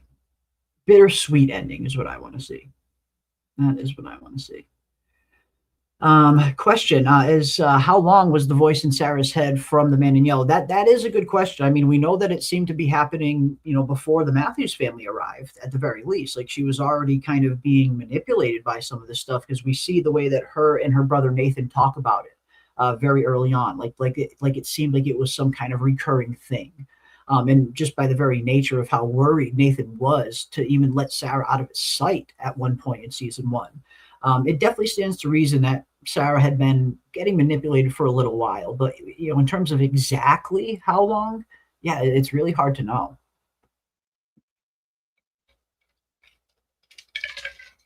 Poor Sarah. Poor Sarah. All right. Let's see what else we got. I think Kotri challenged Boyd because he thought Boyd's compassion could become weakness. Boyd believes the box was horrible. I mean, and again, we do get that this right here, really good scene between Boyd and Father Kotri, absolutely, where Boyd's conflicted. He's super conflicted. This is not something he wants to do, even though if he kind of feels deep down that Frank might deserve, the fate that he's going to get. Boyd still sees it as putting a broken man in a box to get ripped apart by monsters, even if he did kind of commit this, horrible act of getting his family killed. Boyd still sees it in that light of killing a broken man. But yeah, I see where Father Kotri's perspective is coming from. You build this, this box thing, and I get that Boyd built it as a deterrent. But this is where I think, I just feel like Boyd's, should have been smarter than this, or is smarter than this. If you're building something as a deterrent, just by the very nature of it being a deterrent, yes, that's great in theory. But if you're building it, you have to have at least some notion in the back of your mind that you might actually have to use this thing one day. So I feel like Boyd had to have known that somewhere deep down, even though he's kind of fighting against it and he doesn't really want to, even though he thought it was just going to be a deterrent. I feel like he should have known deep down that there might have come a situation where you would be forced to use this thing. Again, Kotri's right in the sense of, you built a guillotine in the town square, and what's going to happen when people find out you lack the conviction to use it? Are they going to listen to your rule anymore? Are they going to respect your authority anymore? Are they going to think that you're capable of keeping them safe anymore? All of those are very real, valid questions that I think Father Kotri had in his mind when he's telling Boyd this. Questions that maybe Boyd wasn't thinking about at the moment because he's kind of just focusing on the Frank aspect of it and not killing this broken man. But yeah, I have to imagine Boyd must have known in the back of his head somewhere that by building this deterrent, at some point you might be forced to use it. Boyd's just not that stupid. He's smart enough to know that, I would think. But he still struggles with it. Very much still struggles with it. We got Sunflower for $10. Thank you so much, Sunflower, for the 10. Very much appreciate it. Water Glass Frank in prison, same glass with Sophia and Henry. Both men lost their family to alcohol. Tian Chen, dinner, broke glass, and the blood. Sarah reference to the girl and shards of the broken glass. Interesting. Now, I got to say, I did not notice that the glass of water that Frank gets in prison. I remember that scene, but I don't remember the glass. But that's very interesting if it's the same one with Sophia and Henry in the bar all those seasons later. And like you mentioned, not just the glass being the same, but the parallels that these two characters go through in terms of both not kind of being there to protect their families, Frank and Henry. That's a huge parallel there, Sunflower. Nice catch. I didn't catch that it was the same glass. Very nice catch. For sure. And that is definitely it too. And I think that's why Boyd takes this so personally and so seriously, because he does identify as someone who failed to protect his own family. And I think that's why he initially gets so mad at Frank in the beginning of episode 2, when he sees the carnage here and he kind of grabs Frank and just slaps the shit out of him. Man protects his family, Frank. Yeah, I 100% think that's a big part of why he reacts that way, because Boyd deep down does identify as someone who has failed to protect his family at one point. He knows that fear. He knows that fear. He knows that pain. He knows that guilt. He knows what it's like to live with that, to carry it every single day. So yeah, something like this hits very close to home for Boyd. Absolutely. Oh yeah, for sure. I like that, Sunflower. You're bringing together something that Sarah said Yeah. about, do you know the story of the girl with the broken glass? And then we actually see her picking up glass that was broken by Tian Mm. Chang because she's so nervous and upset. Yeah. She's like, no, I got it. You know, she feels so bad. This girl kept trying to put the pieces of this glass back together, but she just kept getting cut, right? Once you break a glass, you cannot put it back together. I think that that was also symbolism to the broken trust, right? A lot of people use that symbolism with trust. If you break a glass, you try to put it back together, it's never going to be the same. And that was her relationship with Tian Chang. It was a broken glass. She could try her very best to do the best that she could to say that she did not have those intentions, that she didn't know, that she's sorry, but it will never be the same. And it never was. It was just never the same. Of course, you're not going to trust her. Now, when it came to Henry and Frank, yeah, alcoholism is a big theme. Alcoholism, drug use is a big theme when it comes to From, and specifically being a parent that is an alcoholic or a parent that doesn't make the best decisions to protect their family. I think that the reason why this is a big theme is because it all goes back to the first story. What started the town of From was a father, Jade, not protecting his family, a mother, Tabitha, not protecting the family, not protecting the daughter. It is a failure of a parent. So then you see this illustrated through different themes. One of them being alcoholism. We see that in Henry, we see that in Frank.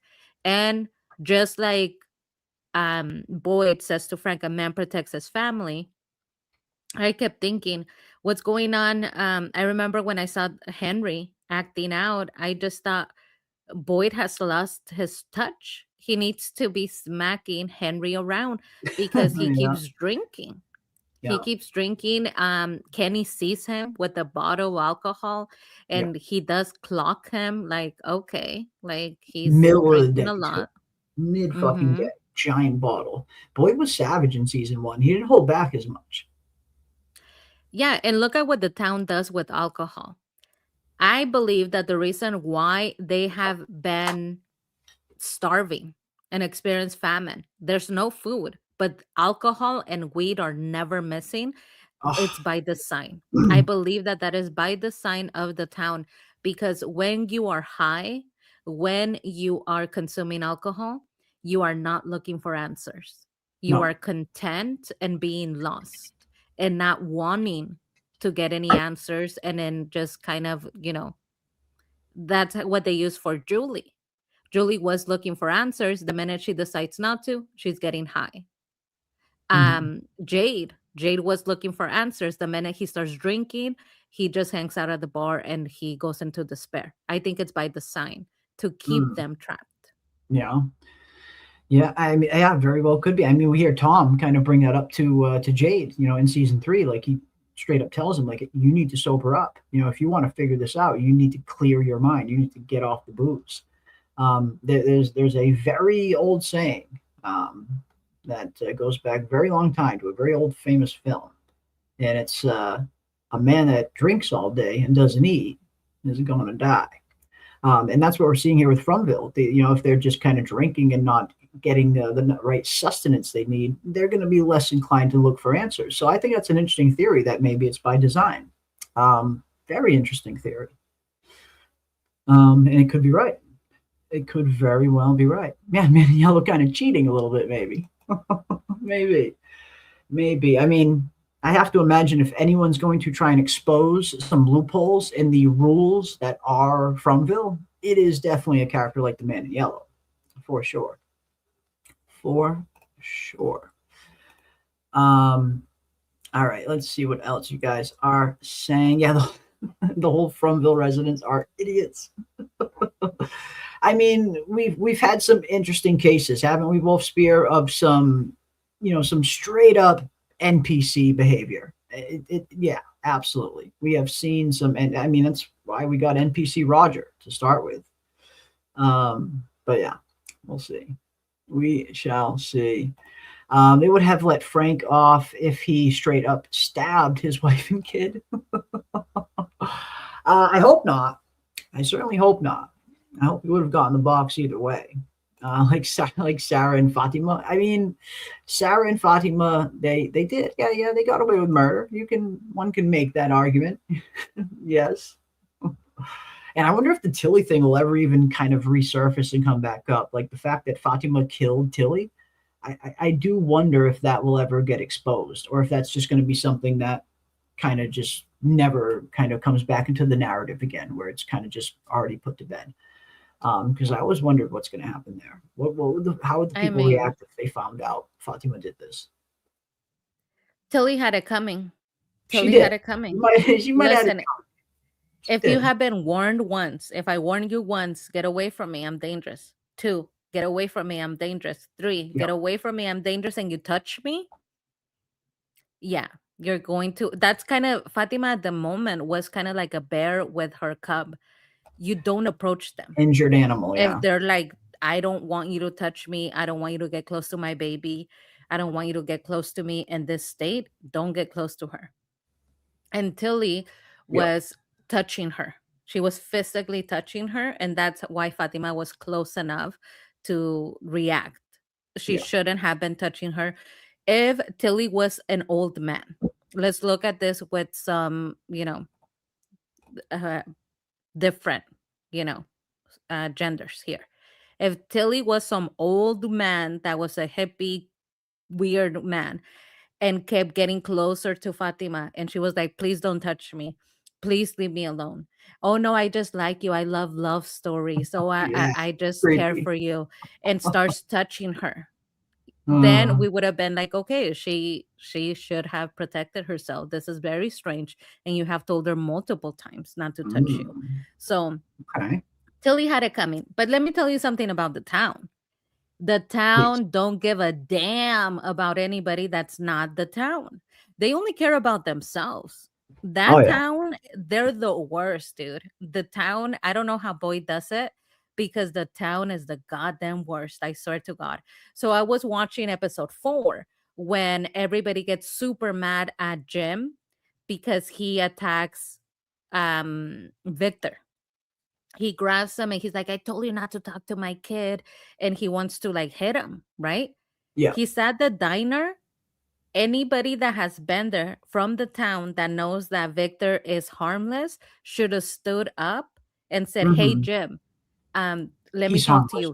He's not actually a normal person. Hey, Jim, could have stopped them. But you know what they do? They start gossiping. If you look at the booths, next time you watch episode 4, when Jim's about to beat up Victor, watch the people in the booths. They're like, they're just like, they're whispering in the background, like, oh, did you just see that? It's like, dude, you guys, the town, you could see somebody getting hurt and do nothing for them. You guys suck. The town is the worst.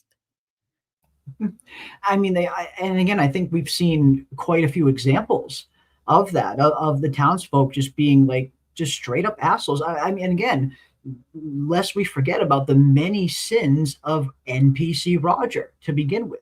One of his first most egregious sins, literally leading the mob that stormed Tien Chen's house, almost knocked her over in the process, and stole all of her fucking food.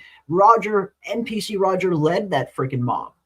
So yeah, I think 100%. We have plenty of examples of these townsfolk being absolute assholes and not knowing how to kind of handle themselves well under pressure either. And we saw that at Colony House numerous times, but especially with Dale and Ellis. Dale freaking out to the point where he literally stabs Ellis because he's afraid about the food shortage.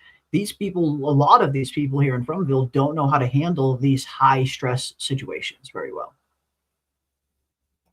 My favorite incident with the food shortage was when Randall tried to steal Alma. He's like, I'm going to steal myself a goat. Don't you hear? Everybody's starving. And Victor pulls out his gun. Pulls a gun on him. But he pulls it and puts it to the side. Like I've done this before. Like, I will pull the trigger for Alma. Don't mess with Ethan. He would have. That was iconic. Would have. He was so cool when he pulled that move. It was like, okay, Victor, I see, I see. He is willing. He's I right or see you. die. See, Victor, when it comes Yeah. to Ethan, he's ride or die. You don't hurt Ethan. You So don't much. hurt anything Ethan cares about. He was willing to kill his father for Ethan. He Yep. was pissed when Henry pointed the gun at him. He was like, why are you doing this? But he was like, I'm not having it. When he pointed it towards Ethan, it was on. Yeah. He launched at his father. So Victor doesn't play about Ethan, okay? He's No. down to clown Very when it comes protective. to Ethan. So But protective. when I'll it tell comes you to who Ethan. doesn't have his back. You want Victor to have your back. The boy in white told Victor, hey, dude, go tell them not to pull the tree because it's like important. So he goes over there. He's like, hey, don't pull the tree. And boy in white does not have his back the same. He's like, you Nope, know what? You doesn't get have his back. arrested. I will not pull a gun for you, and I am not going down or getting any charges because of you, Victor. You want a Victor, not a boy on in white by your side, because I'm telling you. Oh yeah, when they pushed my Absolutely. little Tian Chang. Poor Tien Chen, and yeah, it's NPC Roger leading the whole thing. There's I many know, sins. Fucking asshole. dude. Roger was such a bitch. I He swear was to such a God. problem. He was He such a pulled the fucking rope problem. and then he got mad and he's like, Donna, you can't just pull the rope. You have to give it to a Ah, boat. You're not the queen here. And it's like, dude, God. you're the one that pulled the rope first, Roger.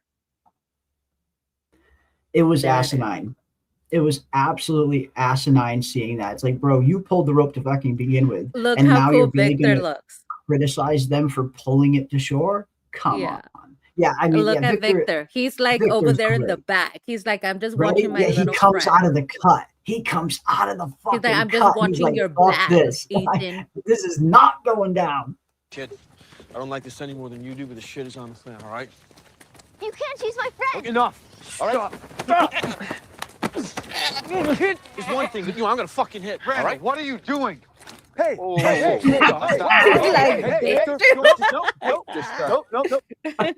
He's like, what were you saying? What were you said to saying? my friend? What were you were taking you were taking this girl where? Dude. Where? What were you doing with Alma? Please He just tell me pulls what you were it out going of to his do. pocket. He's so cool. That's I'm right. telling you, He look was at right. that. He's ride or die. He's ride or die. And Victor's like, you can't, Ethan, you can't take it because she's my friend. Like he doesn't even have a good reason. Just I like this Yeah, goat. just I because it's just my like the friend. goat. Yeah, you having a goat as a friend is more important than people starving. What are you apparently. doing? Victor is so gangster. Victor He is is. so He's Like a this gangster dude. there. you do, but the shit is on the fan, all right? Like you hurt my little You can't buddy. choose my You can't friend. take the friend. All right? It's one thing, but I'm gonna fucking hit, all right? What are you doing? Hey, Ooh, bitch. Victor, no. Look at Randall's face. Like Randall gets shook as soon as he pulls out the gun. Yeah. Right, one I think thing, but Randall I'm gonna finally fucking hit, realized, all like, right? oh, What are you shit, doing? this dude's not. Hey. Oh yeah, look at Randall. Randall's like, wait a minute. I did not know you were a gangster like this. This was one of those. It was at this moment he knew he fucked Yeah. up. That's Don't mess perfect. with Victor. It's like you heard the boy. You heard the boy. That goat is his friend. You heard the boy. Oh man, so good, such a good So fucking good. scene. I love how look at Boyd. Look at Yeah. look at Boyd is always running around with Poor like a Boyd, chicken man. with his head cut off. He's always like, just whoop, does- whoop. Look at Boyd. He doesn't get a Right. break, does he? He gets No. no break. Oh. Look at Boyd. He's also super surprised. Just No. Hey, stop. Victor. Hey. So this guy's got a gun. Are you fucking kidding me? That's seriously what you're focusing on right now. Victor's got a gun. Are you fucking kidding me? Put it down, buddy. Put it down, buddy. I love how he calls him buddy. Yeah. Put it down. Okay. Now give me the gun, buddy. Please. Please, buddy. I mean, Boyd's so good with Victor. He's so well. He's so I good did with him. not like that when he was arresting him. He had him on the floor. was He was bad. like, That "I was know, bad. buddy. Yeah. I know." That was like heartbreaking. That was because tough to watch. you could see that his heart went out to him. He was like, I know, buddy. And Victor was just like wailing. Oh my And God. fucking Boy in White was over there in the bush. Just doing nothing. Boy in White was watching Victor get arrested, didn't do a fucking thing. Dude, it was the perfect time for him to come out and like show himself from the bushes. Perfect time. When Boyd says, if this is true, why doesn't he come and tell me? Why doesn't he walk out and tell us? That would have Right been there. perfect for him to be like, you were sane, and just like pop out of the bushes, you know, make his holy entrance. But no, I was waiting for that. I was like, for sure he's gonna step in. And then it was more hilarious that he did it, and Victor ended up in the penitentiary.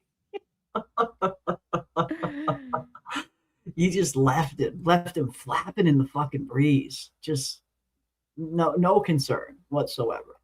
These animals are the only food that we have now. That's right. They provide eggs. I love this scene too here because, I mean, Boyd plays this so well. They provide milk. They are a resource. And if you hadn't noticed, we're running pretty fucking thin on those these days. Listen. What happened today? Hey, what happened today was a setback. And I get it. I get that we're scared. I get that we're hungry. But we're still in this thing. Look at Victor with his hand on can still win. his like sweater. I'm like, Hey, does I he get have that. another gun in there? He's about to pull out another one. He's like, dude, he's about to pull a second one. He's like, you only took one, bitch. Like, I've been here for 40 years. I have a collection. Look at him. Don't He's make like, me you pull just out the say the throwaway. wrong thing, and I'll It's like pull he's it. got a I'll throwaway. pull the trigger. Don't make me pull out the throwaway next. Oh fuck. Victor really is fucking G. Oh my God. Oh. Whatever we do, we have to do it carefully. We have to make everything last. Okay? This place will not break us. The only way we go home is together. Okay? So, Right here. So give us time to figure this out. Give me that. Look at Alma. Or She's causing all sorts of trouble, that Alma. She is, but I love what Boyd says here. Like he tries to give Randall the out, tries to give him, I'm giving you the chance to do the right thing here. But then Boyd kind of shows him what's up. we can do this. Give me that. Or we can do this right here, right now. You're gonna throw it down. Gonna throw Look fucking at down. Ellis is exhausted. Ellis steps up. By his father, he's like, Ellis do you see steps that up to the difference? plate. He's Yeah. exhausted. Puffs He's like, up his there's chest my a little dad bit. being a hero again.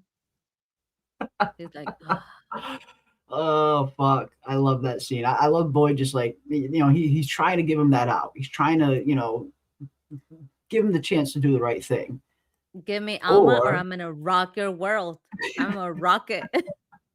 Or we can do this right here, right now. Ooh. Alma's still clueless. Or we can do this right here, right now. Look at Ellis. Oh, Just give him the gold. it's like, oh, it's my dad Don't have any again. fucking There he idea. goes again. You don't.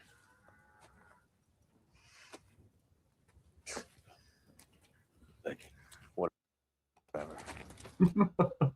Great scene. Great fucking scene. Yeah, Boyd's great. Boyd's the fucking best, man. Boyd is, fucking GOAT's a liability. It is. It is. GOAT's a damn liability. The fucking weakness. It is. Uh, Tien Cheng wouldn't have died if that goat wasn't out. Very And true. then Ethan, that's my friend.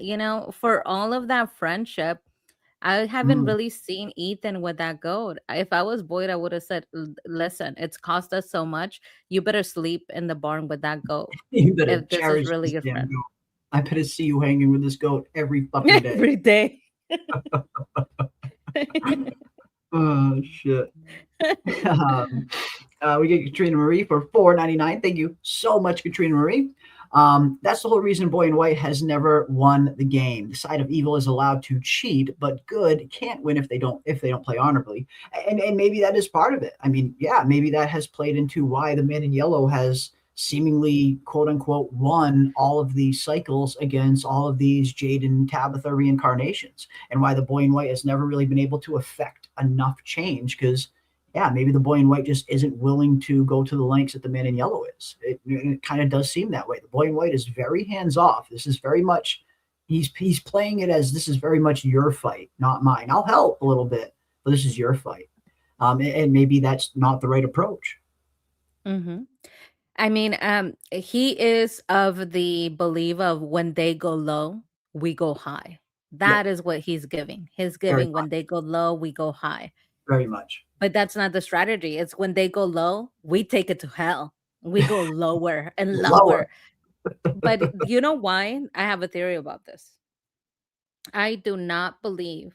I think that we are being led to believe that the Boy in White is playing against the entity in yellow. I don't believe that to be true. I believe that this is a game.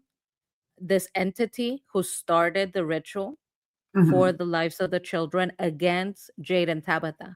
Because it is Jade and Tabitha that continue to come to this place in order to complete the mission. I believe that the Boy in White is Tabitha, the original Tabitha and Jade's son. They had a little girl and a little boy, and that's why he doesn't help that much, because his behavior is very much in line with the behavior of Victor. Victor has a lot of answers. He's seen a lot go down, and every time they ask him, why don't you help us? Why don't you explain things? He refuses. He just keeps saying, every time I try things happen. People get hurt. And that is the same thing we have heard from Boy in White when he said, I tried with Christopher. Maybe you guys just need to see it for yourself. That's not somebody that's in the game. He's never acted like he's in the game, because he's not. He is not in the game. He's an observer. He is very somebody like Victor. The game is between Tabitha, Jade, and this entity in yellow. The Boy in White, he is just one of the children who have been stuck there. He wasn't sacrificed, but he dresses like the sacrificed children, and he's alone to show you that his fate was different. He was left behind while they get to hang out together. When you see the Ankui children, they're always together. They at least have company between themselves. Boy in White is always alone. That's why he tells Victor, hey, dude, the worst is the loneliness. That's what's going to get you. Yeah. Because he's always lonely. Yeah. He sees people come and go, just like Victor did, but he remains. So that's why he doesn't get in the game, because he's not playing this game. No, he's very hands off, the Boy in White. He's a helper that doesn't help very much at the end of the day. This is, if they're going to solve this, it is going to come down to Jade and Tabitha and the townsfolk solving it. I don't see the Boy in White coming in the 11th hour and just all of a sudden saving them. Like, I don't see the show going that way. I think he's a helper, but he's not very helpful. That's for damn sure. But no, I like the idea of this being a potential reason why the Man in Yellow might be winning a lot of these cycles, because the Boy in White isn't getting in the game, because he's staying on the sidelines. Maybe if the Boy in White got a little bit more involved, maybe the townsfolk, maybe the Jade and Tabithas would have had a better chance to succeed. But for his reasons, he doesn't. And that leaves room for the Man in Yellow to get in there. And again, like you said, the Man in Yellow is getting right into the game. literally turning into pretending to be a human and pretending to be the newest resident of the town. The man in yellow gets right involved, but the boy in white doesn't. He does not get involved. We also have Will Spear, who has gifted 5 memberships. Wow, 1, 2, 3, 4, 5 memberships gifted from the awesome Wolf Spear. Thank you. Thank you so much, my friend. Very much appreciate that. And we also have 10 jewels plus another 30 jewels donated. Thank you, thank you, thank you so much. Clutch, Hiding, and Clutch. Love it. Absolutely love it. Wow. Thank you, guys. Very much appreciate all the support. You guys are absolutely freaking awesome. And, that means I owe you guys a whoa. A whoa. Thank you. Very much appreciate it. But yeah, great kind of going back into the beginning and seeing all of this craziness through all of these kind of different perspectives.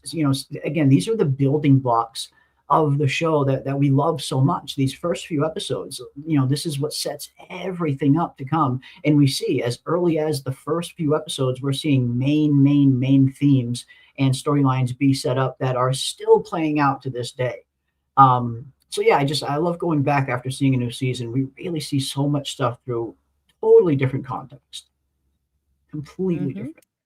I'll tell you one thing that hasn't changed. I know that we were all talking about Jade, the psychology behind him putting emphasis on his intellect because he is so alone. One person that has not changed is Tabby. Tabby through and through. Right from the very beginning, is running away just from avoidant. Avoidant. Yeah. We should have listened to Jim when Jim said, "Hey, Tabby, you cut and run. When things get tough, you cut and run." And she says, I couldn't look at you. When I looked at you, all I saw was this failure that they had, this mistake that they both made that cost them the life of their child, right? So instead of looking at it, instead of processing that, she wanted to divorce Jim.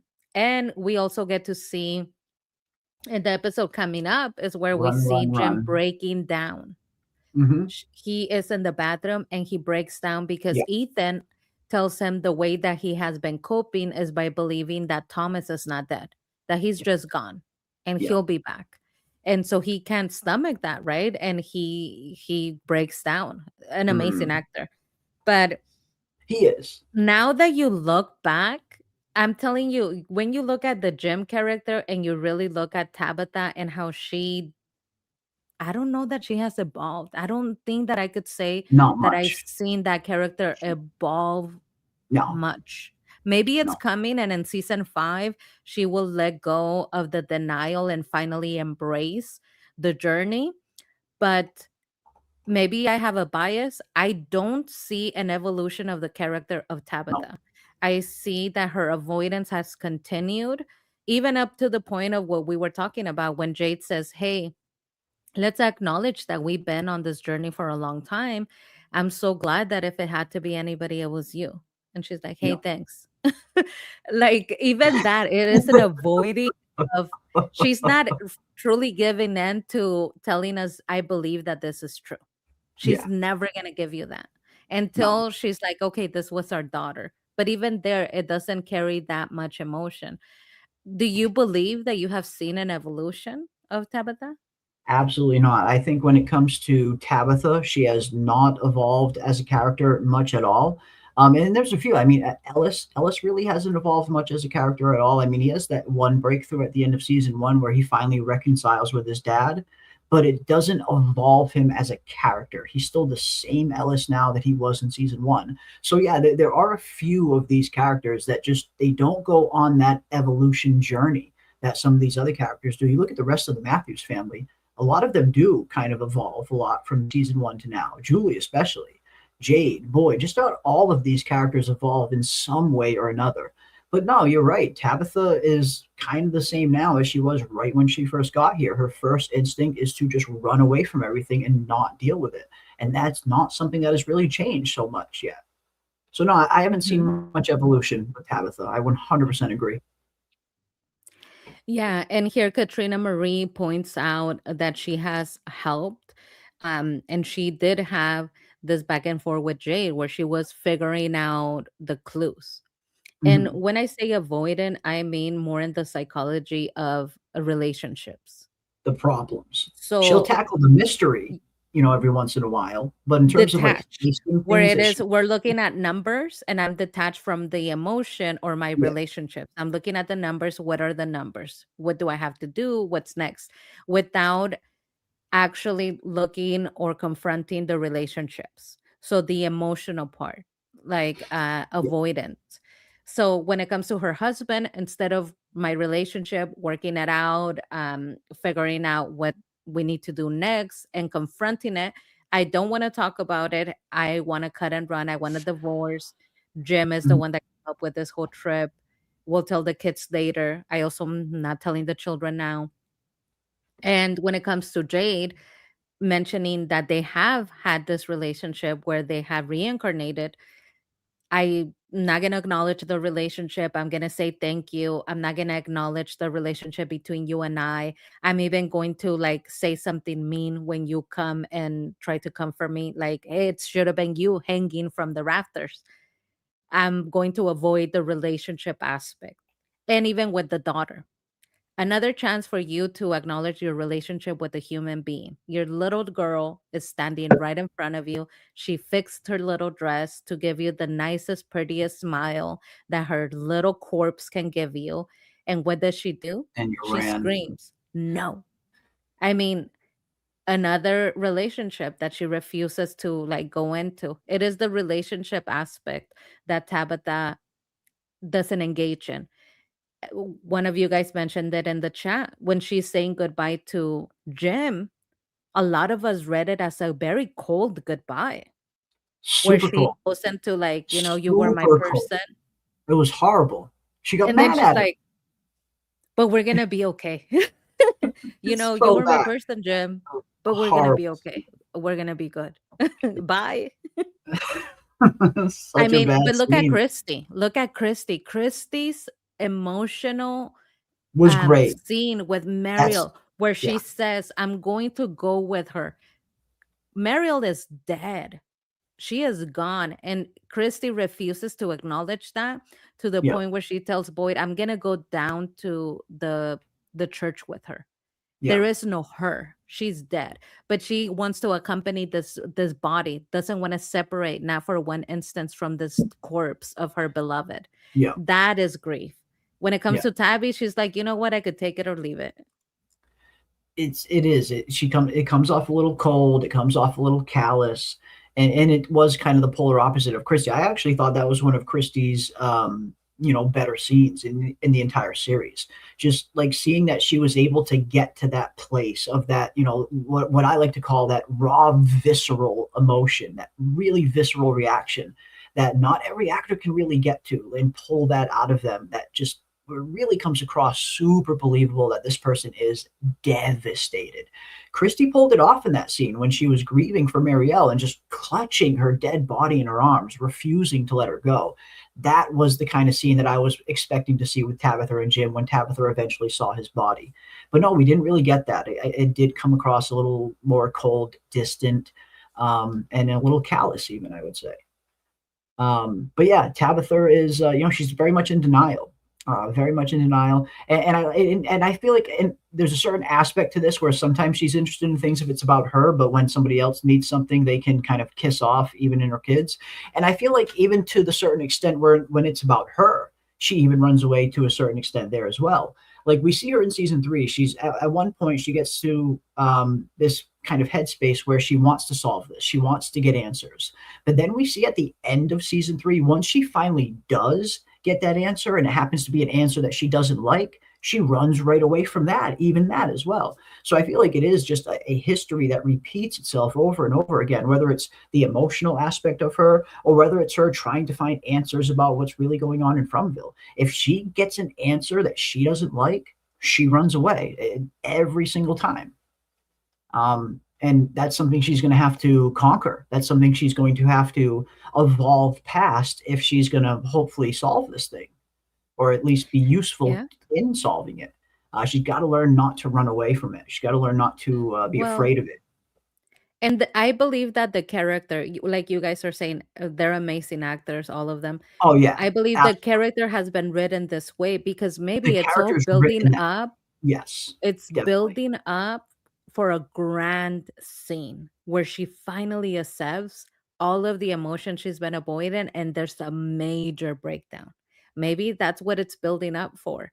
Because we don't see that side of Tabitha. So if we do see it, it's gonna be just amazing. It's gonna be new. But I Yeah. really like what Sunflower here is saying because if you want to get it, I'll tell you what it reminds me of. Oh yes, absolutely. And thank you so much, Sunflower, for the 10. Very, very much appreciate that. Two things in this episode. Are you able to show Father Cautry's scarf? One side is night and the other is day. The lamp in the Matthews room next to Ethan's bed is that fairies we see. Ooh, interesting. I'm not sure about the fairies. I'll definitely have to go back and look at that.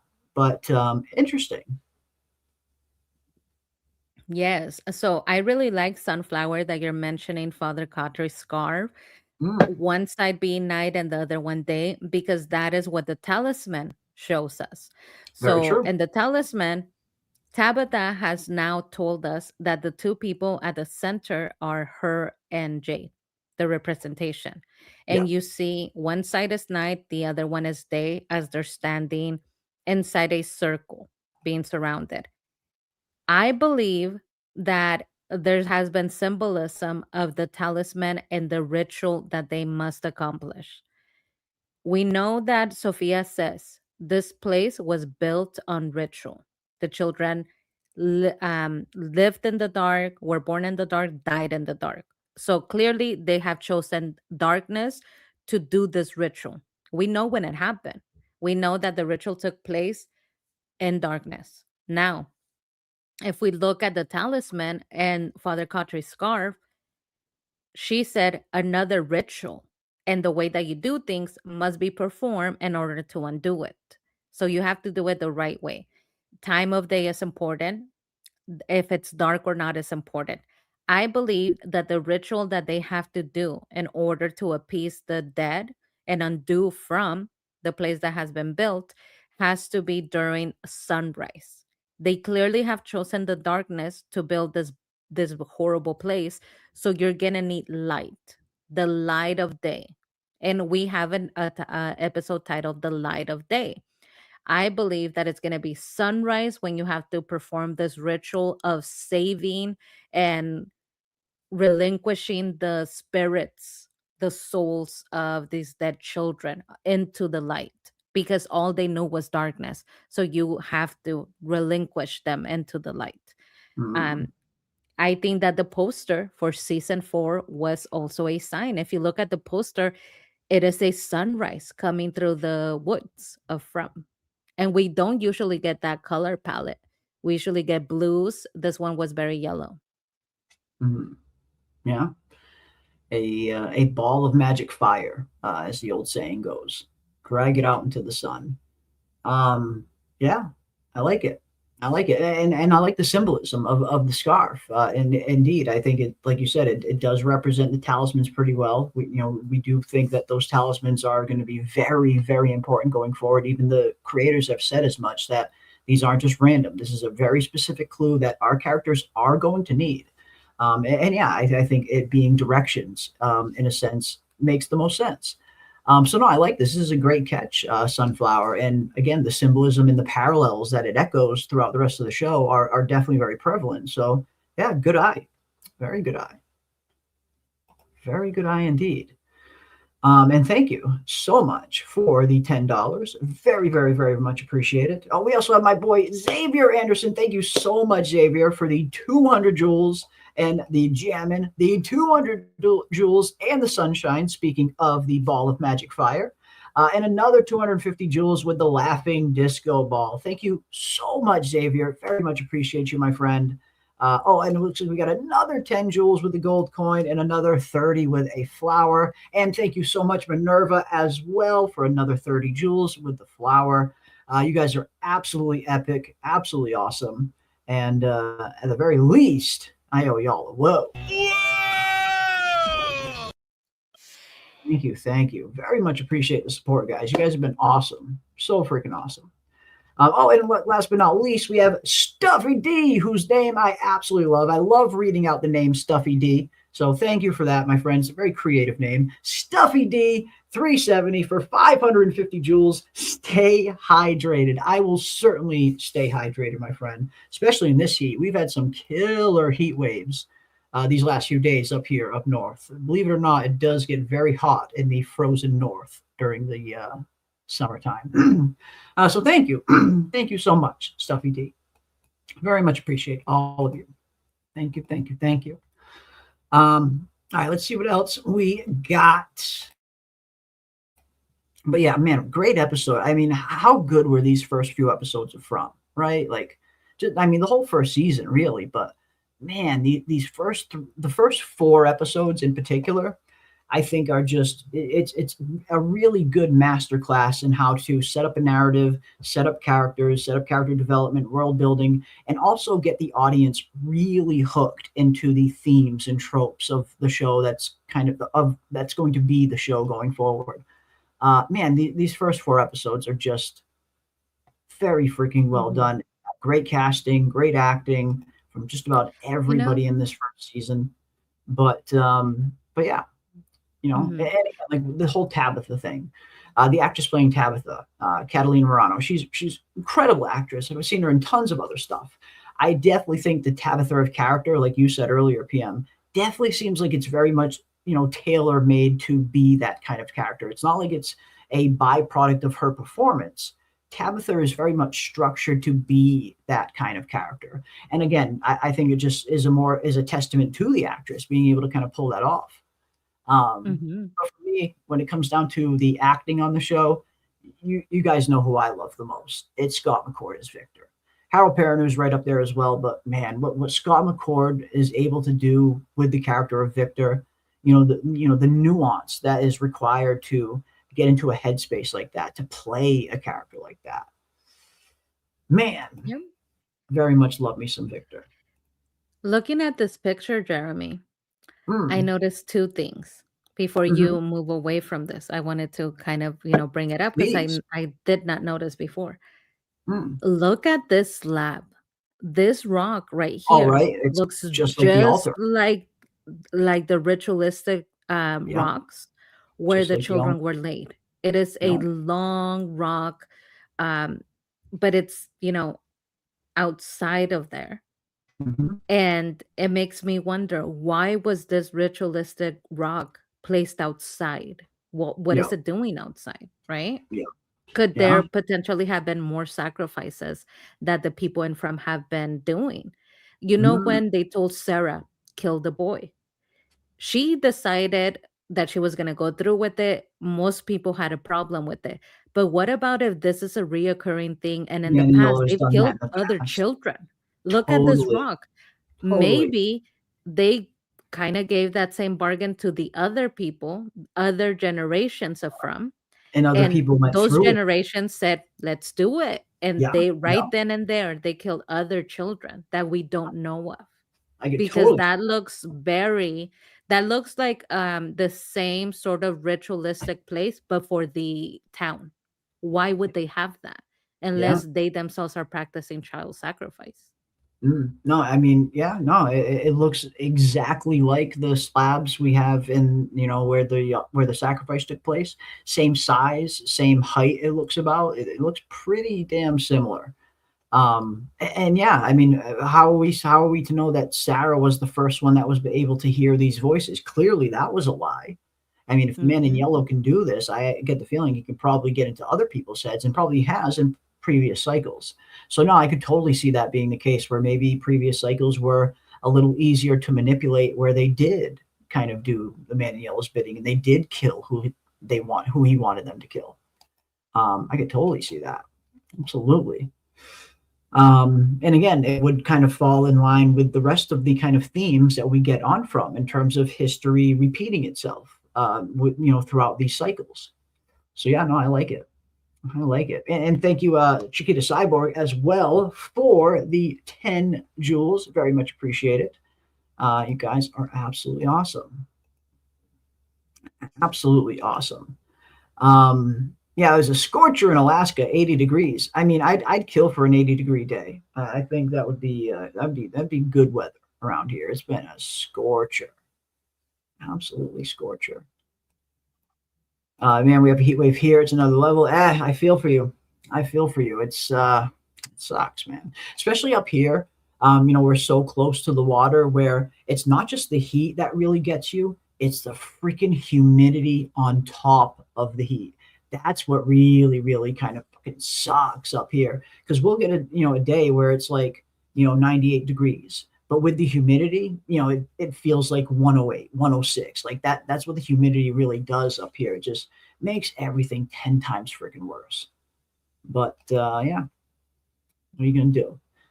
What are you gonna do? Yeah, don't forget fire mitts. We can never forget fire mitts. Fire mitts will never be forgotten.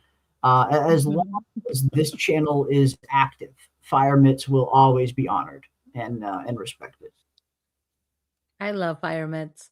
It's still roaming, the folk tales say that it's still roaming around at night. Instead of La Llorona, they have fire mitts. You'll see two little mitts on fire lighting the way. It's still roaming around.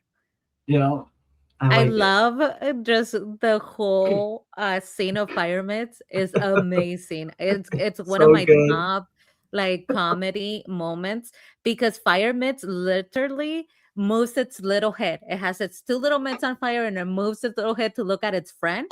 And Yeah. He's like, nope. and then I'm just off goes this. whoop, goes, listen, guys, I don't want no trouble. I don't want no trouble. And then turns around and walks away slowly, almost like to not tempt them to go after him. He's just like, they're gonna knock me over the head because they decided the totem was the way to kill him. So it looks over and it's like, Yeah. oh And shoot, it these people sees, are savages. I am not getting paid enough for this. I am not going to do the job. I'm leaving. They don't pay me He's- enough to deal with these people. You Let me have see. that clip, right? I don't know if I have that clip, but I can definitely pull up the episode. If not, I love fire mitts.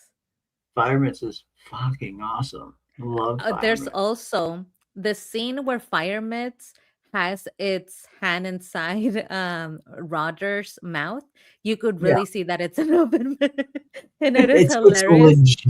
It's a You legit. see just It's an a oven legit mitt being oven mitt. shoved into Roger's mouth. It's a legit oven mitt, and you can like Uh-huh. so tell that it's just a human in like not that great a suit. In a either. beige You oven mitt. you can Yeah. see it so bad. I don't have the fire mitts on hand. I can pull it up. I can pull that episode up. I do have this.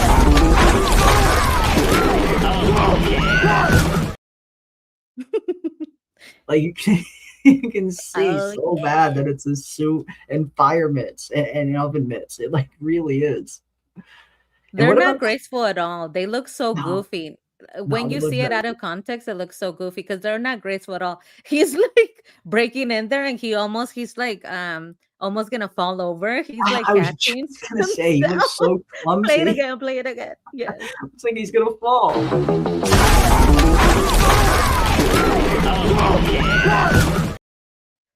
See, he's like, getting a hold of himself. He's like, listen, that was hard to do. It was tough. It wasn't as easy to look. And not Oh to yeah. mention, look at the stupid look on Roger's face right at the very beginning of the clip.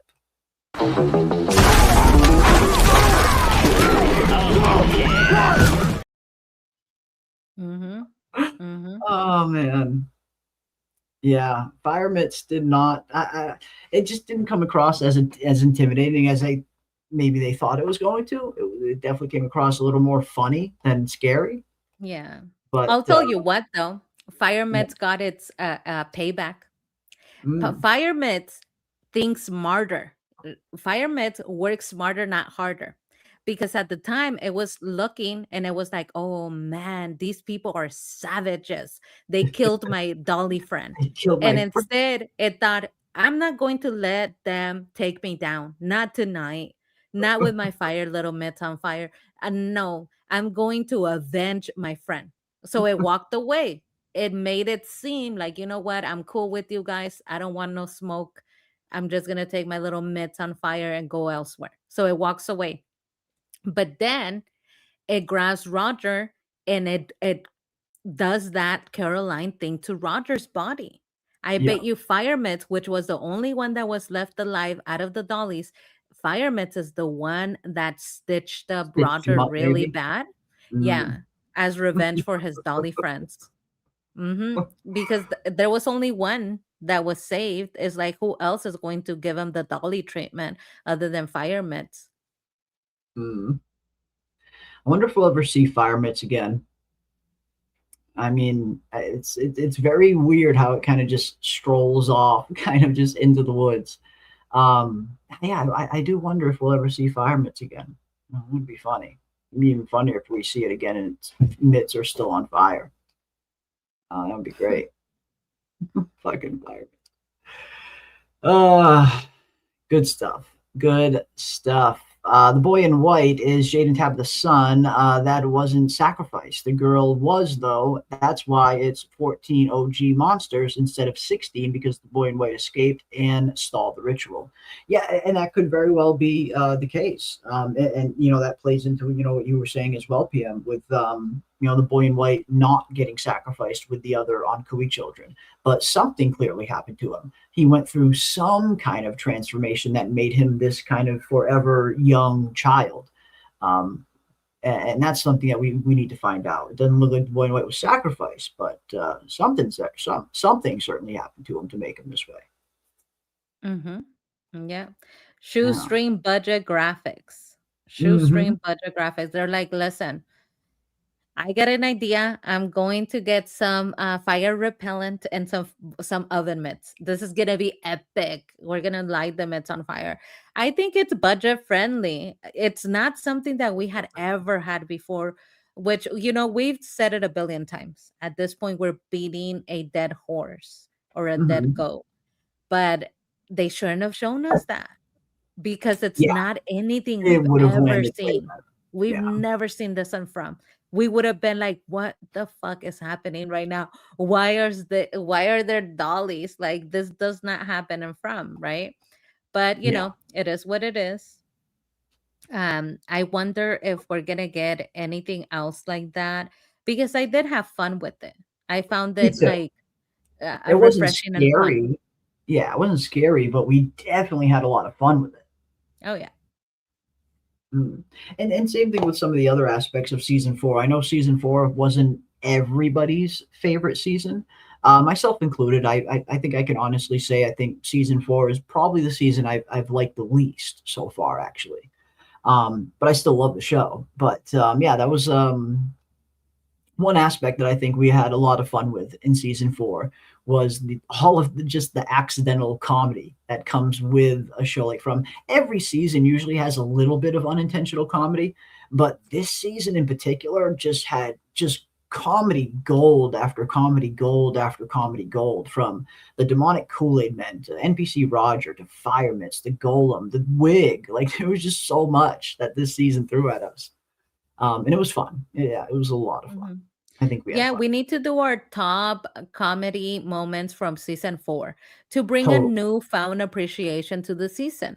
Totally. Because, you know, just like you said, this season was not everybody's favorite, but it is the latest season, and I don't feel like we have appreciated it enough. So we should do a Totally. focus season 4 top funniest moments. Top funniest moments, because we did get a lot. We got a lot, including Clara, where stupid Clara, Sophia's like, know who I am? Look closer. And Clara with her stupid face is, what? And she gets closer and she's still smiling. Like, who are you? She's like, I'm the goddamn devil girl. It's me. Oh, that was so good. Really, for an overgrown monster doll, Fire Mitts is shockingly unromantic. Maybe a little, yeah. Maybe a bit. Yeah, busting in like the Kool-Aid man. He does. It's very much the demonic Kool-Aid man. And again, that just that fucking look on this stupid look on Roger's face at the beginning.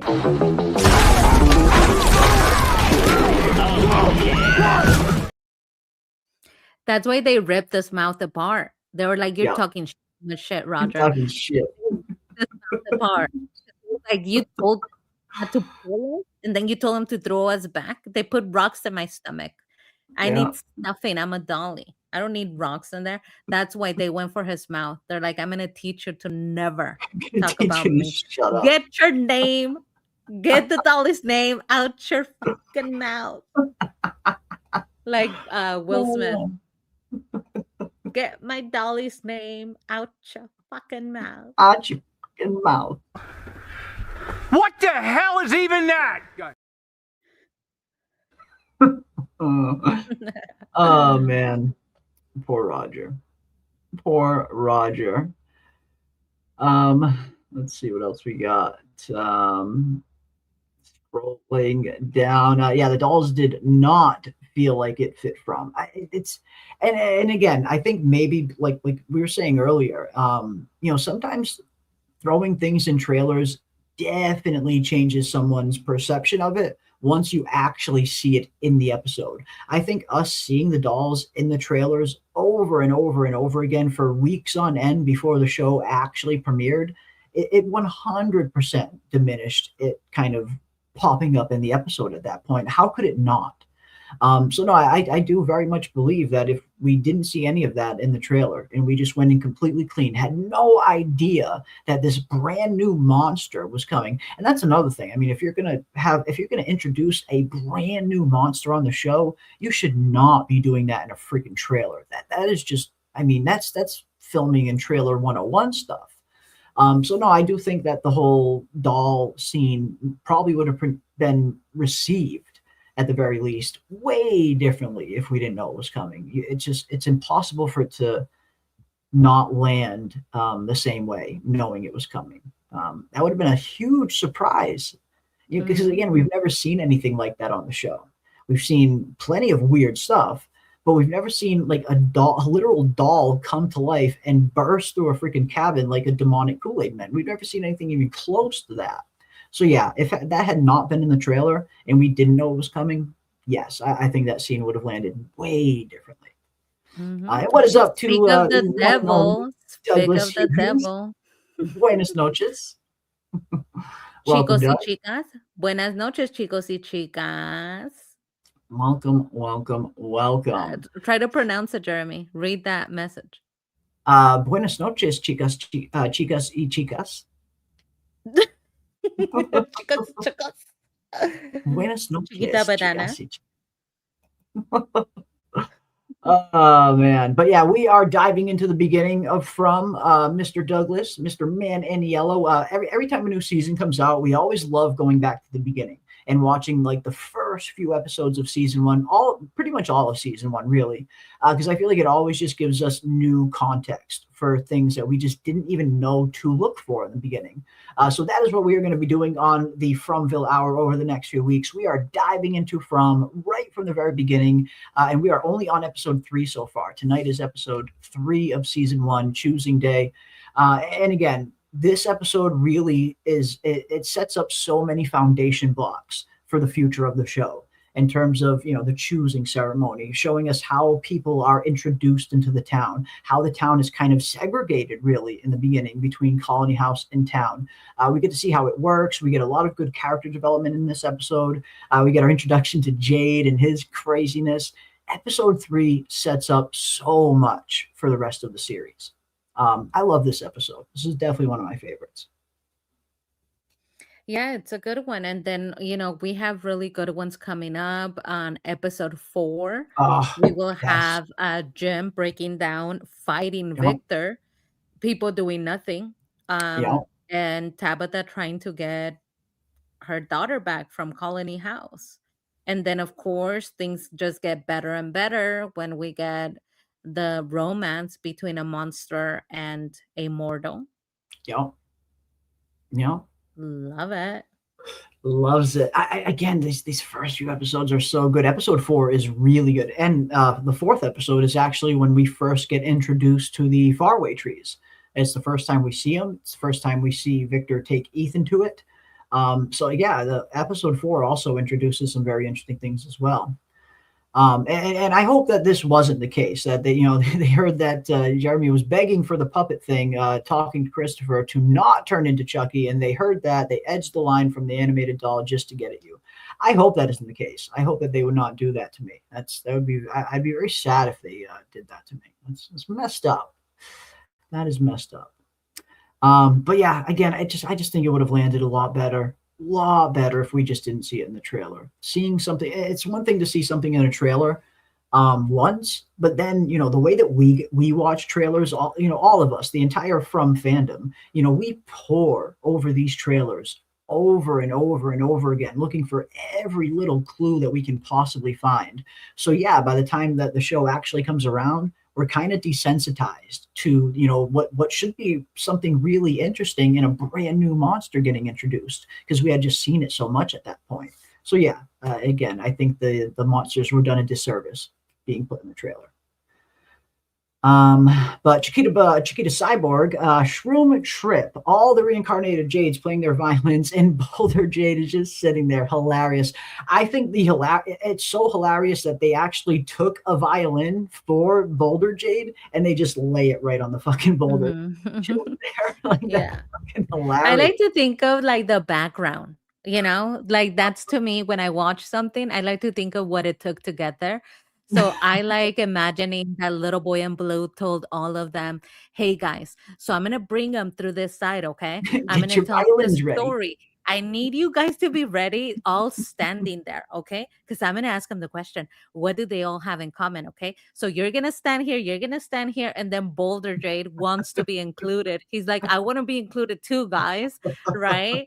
But he can't hold the violin. Everybody else could hold it. He can't hold it. He's like, it's fine.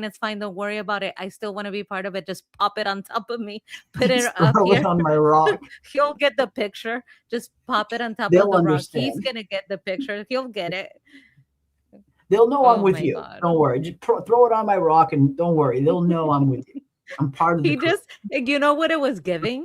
I just want to be included. That's what it was, because the other ones were standing. Exactly. They just popped them in the corner, and they're like, you know what? Yep. It was giving. I just want to be part of it. I just want to be included and treated the same as everybody else. Yeah. I just want to be part of the gang. You just want, that's it. Just does not want to be left out of the freaking team, for sure. Good stuff. Good stuff. The funny thing, when Ellis closed the door behind him when he left the hut, oh my god, that was hilarious. Yes. Dude, Ellis is the worst. He shut the door right on fucking Roger and said, I'm off this. Roger, Dolly should have been looking for Ellis, dude. If I was Dolly Roger, I would have been like, Ellis, you know how what's his name got mad at his dad? You left me behind, Boyd. You said you wouldn't leave me behind. It runs in the family. Literally, leaving men behind runs in the family. They will promise you that they're down to be, like partners with you, and they will shut the door on you. They will leave you behind. They don't play. That was so funny, Joe, because he did close the door of the hut. It's like, dude, Ellis, you are so... better you than me. He slams that fucking door shut behind him, and he's off that. He's like, you know what, Roger, better you than me. Better you than me. Yeah, buys him some time to run away. Yeah, hey, my blood is your blood at the end of the day. Very true. It runs in the blood. My blood is your blood, mother effer. Very much literally. Apple did not fall. That is so funny, though. It is. Fucking hilarious. Oh, shit. And also when Patty is screaming, She's not even hiding in the damn bushes. She's literally out in the Like open, just and she's like, behind the bush, just chilling outside of the bush. Like you're not like they could concealed see in the you. That's why slightest. she gets burned. She gets Yeah. burned because she deserves it, because she's not being concealed. She's literally calling attention to herself, and the dolly grabs her by the red hair and puts her on the fire, like her face right on the fire. That was gnarly when you see her face go down into the flames, and the little dolly presses it into the fire. That was just wild. Just But she's just standing there. She was asking for it. She was asking for it. I mean, it's kind of your fault at that point. If you're getting if your face is getting turned into a pan-seared steak just because you don't know how to hide in a bush, yeah, I mean, you're to blame a little bit. You are to blame a little bit. Yeah, she's not in the bush. Again, it's a pretty big bush she's right in front of too. She could have moseyed her way in that bush and kind of concealed herself a little bit. She's just like standing behind it. Very bad hiding spot for Patty. You know Man. what though? I like that you guys make up theories about the lives of the colony house people, of the people of From. Yeah, Of the the real NPCs. housewives of From. We should have the real housewives of From. But when Patty starts talking to Dolly Roger, she's like, "Don't do it, Roger. I know No, you're still in there." somewhere." It's like a at lot that of point he's grown. It's like he's got teeth the size of freaking, like the monsters. He's growling like he's a rabid He's animal. growling. But yeah, he's still in there, Patty. Yeah, I like that people had started theorizing that they were a couple, that they were dating. Roger and Patty were a couple, and that's why she's like, "Don't do it, love. I know you're still in there, babe. Are you still in there, babe? I know that you're growling, but I know you still love me." Oh, I know you're foaming at the mouth trying to get to me to eat me, but I know you're still in there. You're foaming at the mouth. Fuck. Good stuff. I'm telling you, we need the real housewives of From. We need Tabby would be one, Donna would be one, Patty apparently. And then she started really talking to Henry, almost like she was, moving on really quickly. She started trying to offer up her burnt cookies to Henry. You want some cookies, Henry? You want some cookies? They're burnt like just like me. Fuck. Oh shit. Oh man. I had a headache from My laughing. cookies bring all the boys to the yard. They do. They do. Oh. Oh shit. She moved on all right. quickly. I'll tell you that much. If they were a yeah. couple, she moved on quickly. She's like, "Listen, life is for the living. That is our colony house motto. We move on. Life is to be lived." But yeah, this was a great episode. I'm very proud of ourselves. We got through it. Yeah. Yeah, I love these first few episodes. I love season 1 in general of From. Yeah. Will they ever explain what happened to Boulder Jade? That's what we were asking earlier as well, Howdy Hallen. We have that exact question. Will we ever get a definitive answer as to how this freaking happened? Again, it's the most bizarre, like someone said in the chat earlier, straight up Looney Tunes death. Like this is something you would see in any Looney Tunes show that you would watch back in the day. A death by boulder from above. But yeah, will we ever actually get to see it? Will we ever actually get to find out how this person was killed by this boulder? I really hope so, but I'm not expecting it, unfortunately. It just doesn't seem like it's a big enough thing. I think we as the audience are just supposed to accept that he got killed by a boulder. I don't think we're meant to know exactly how this happened. But again, the logistics of it do interest me. How did this boulder crush this man? It's a strange way to kill someone. It's a very weird, specific way to kill someone. But yeah, You know what? It makes me think. From the background, like these are things that don't matter to the plot. Yeah. What curious question would you want answer? So for Jeremy, his curious question that will not matter or affect the plot is the boulder guy. How exactly did the boulder fall on him? Hmm. I That think and for what dragged the me, tent. but that one matters to the plot. That could be I'm talking important about though. a That might end stupid up, yeah, question. that might end up being important though. So I don't know if we can Yeah. file that under stupid. Yeah, good point. I'm talking about like what ding dong Yeah, question do you want to answer? pointless ones. Yeah. Ding dong question. For you, What it's about the you? boulder. You have one? Yes, I do. My ding dong question that I would like answer is I want to know the last words of Pool Boy. What were his last words? Because you know how he was so fucking confident. He's like, "You're gonna thank me. I'm gonna like get everybody help." Mhm. Dale, he goes Yeah. into the tree. There had to be a moment where he realizes, "Oh my god, I'm going into." Oh my God, I I'm going would, into space. I would want to know like what were his last words? What did he say? Oh. Because you know he is foul mouth. He is foul mouth. I would want to know like what were his last words when he saw that cement was going through him. How Interesting. about the That's a good one. chat? Yeah. What about you, chat? If there's one little tiny mystery, little tiny question that you would like an answer to that might not affect the overall plot, but something that has maybe just been nagging at you specifically, what do you guys want answered? That's a good one. Yeah, that's a really good one.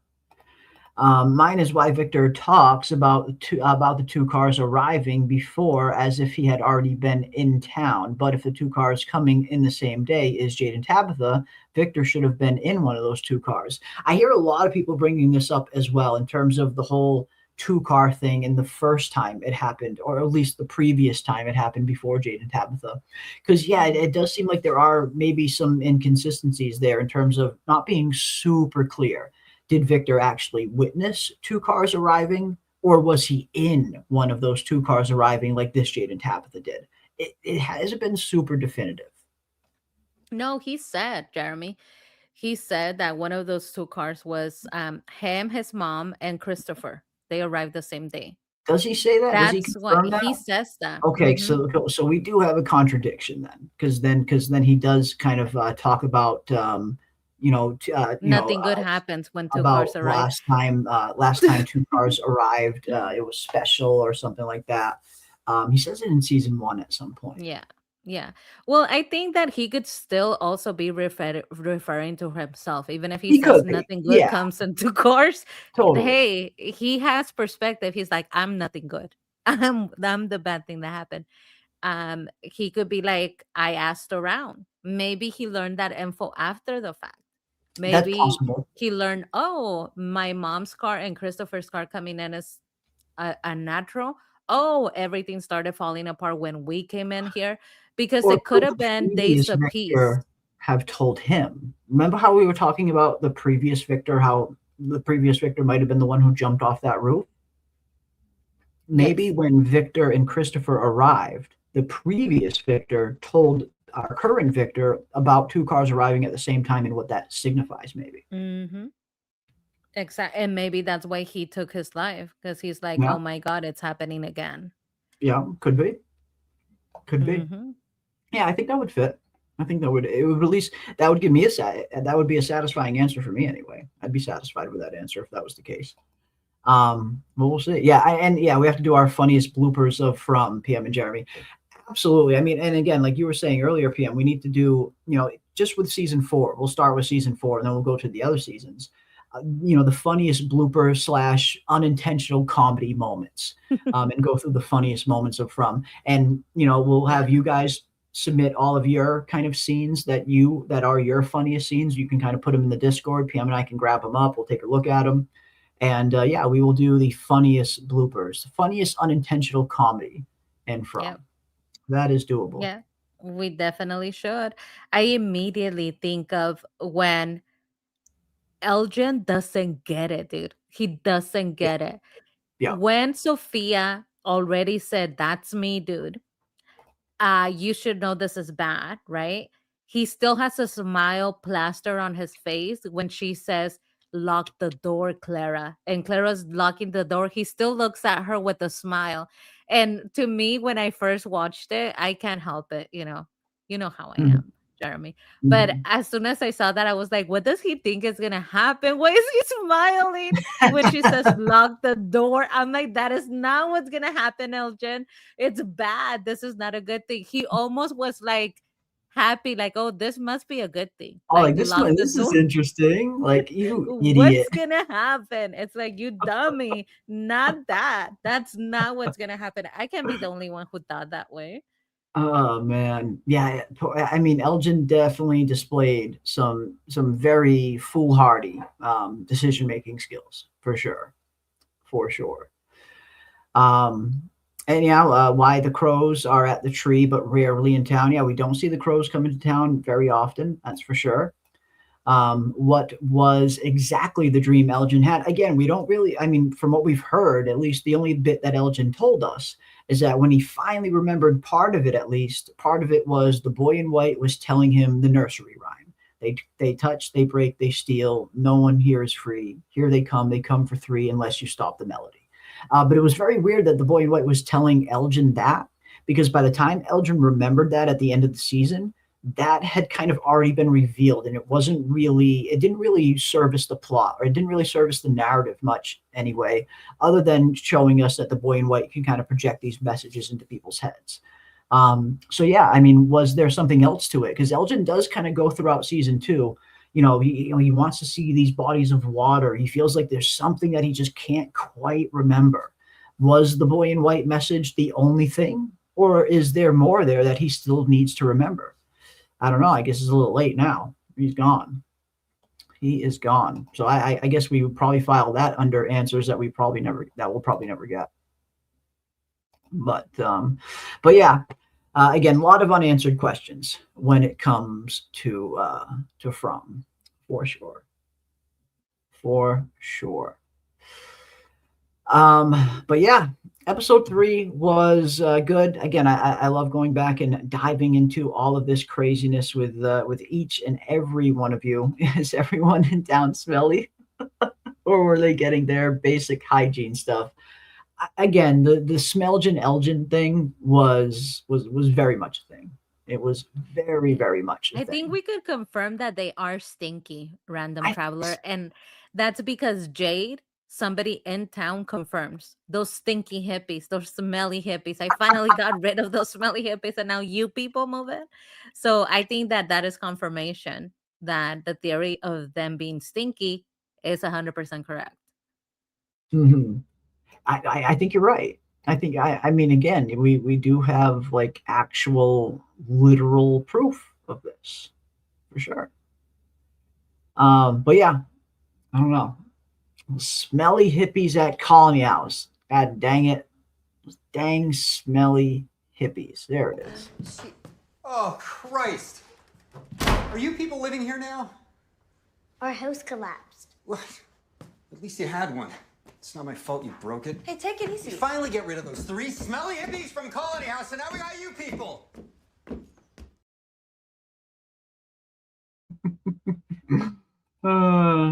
Yeah, I think it's confirmed. People there smell. Anything with Reggie acting in it? Yeah, poor Reggie. Reggie was unfortunate for sure. The town pushed Boulder Jade into a faraway tree. Interesting. And he went through a faraway tree and a boulder landed on him when he came out the other end, maybe? I don't know. I suppose anything's possible. Anything is possible. But yeah, I don't know, that boulder thing, man. It is perplexing, the logistics around it. Hot water comes from the tunnels. It could. I mean, maybe there's some hot springs down there that they're tapping into. No smelly hippies.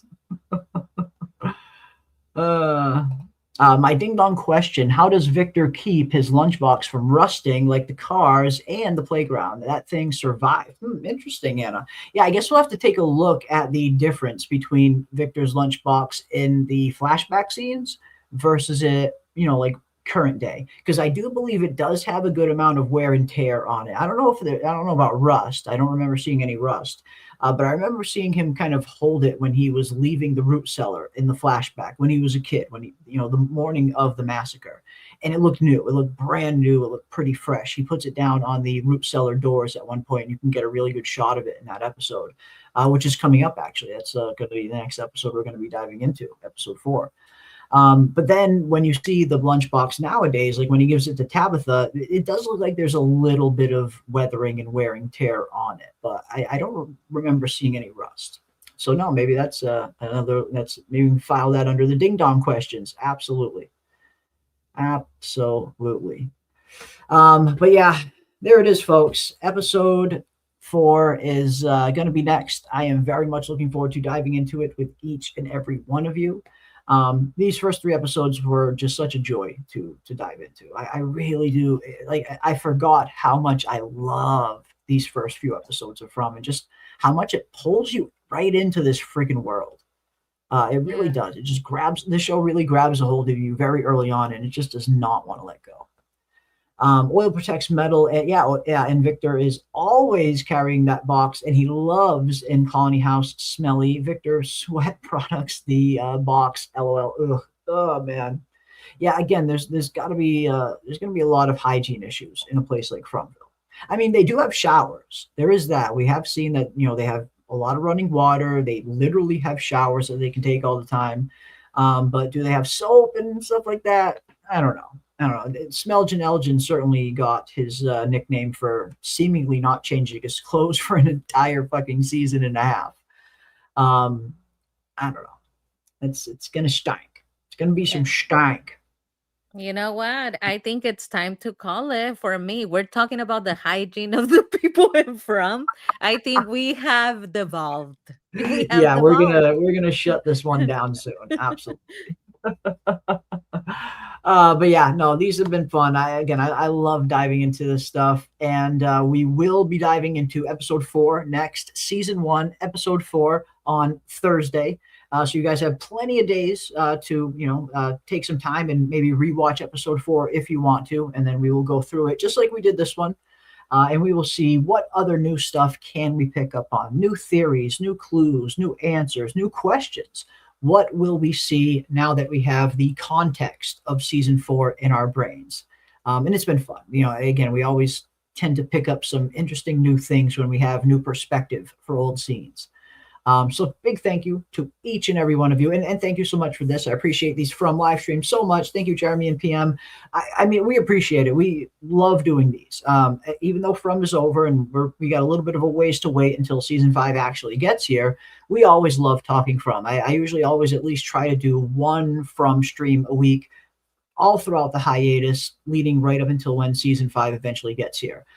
If we get any information regarding the filming for season 5, and there's been some small information coming out here and there from some of the cast and stuff, in terms of potential dates. I know the actress who plays Sarah came out the other day with an interesting video talking about the filming dates and stuff and when we could expect to maybe see the next season. But yeah, any kind of news that comes out regarding the filming of season 5, anything at all regarding From, we'll always be here to cover it, to dive into it. And we will definitely be continuing our rewatch parties, our rewatch discussions like we've been having here every Thursday and Saturday night.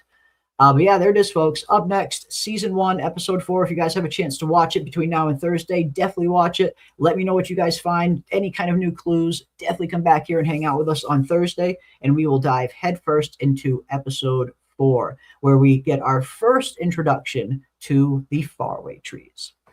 Thank you, PM and Jeremy, for these streams. I have watched season 1 so many times, yet I am picking up new clues. I enjoy them. I really enjoy them. And that's what's fun about it. No matter how many times we've watched the episodes in season 1, whenever you get a new season, you just by its very nature, you get more answers, you get more context for things. You're always going to go back and look at these earlier episodes and pick up some new stuff. And that's just kind of how the show is set up. Every time a new season comes out, the older seasons just make more sense.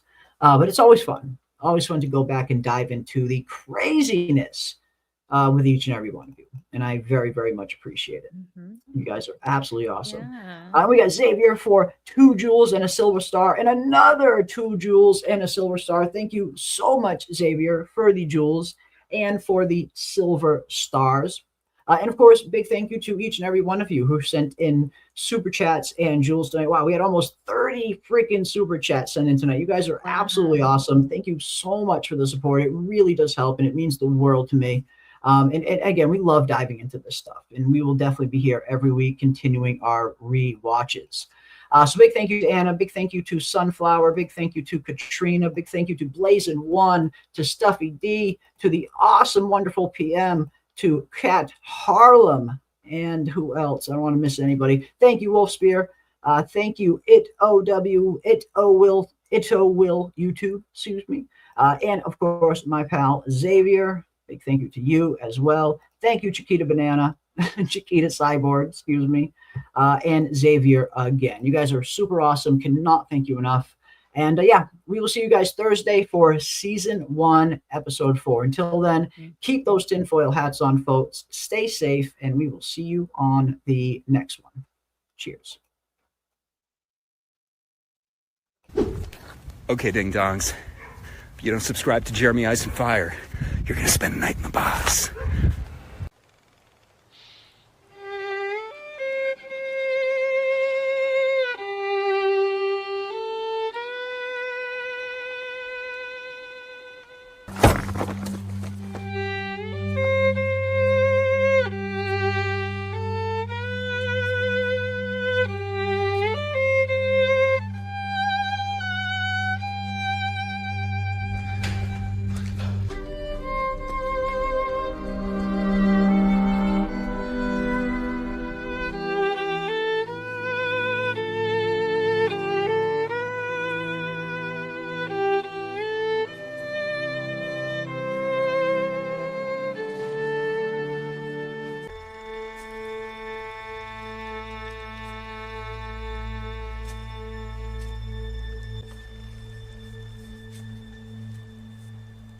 Aren't Cooey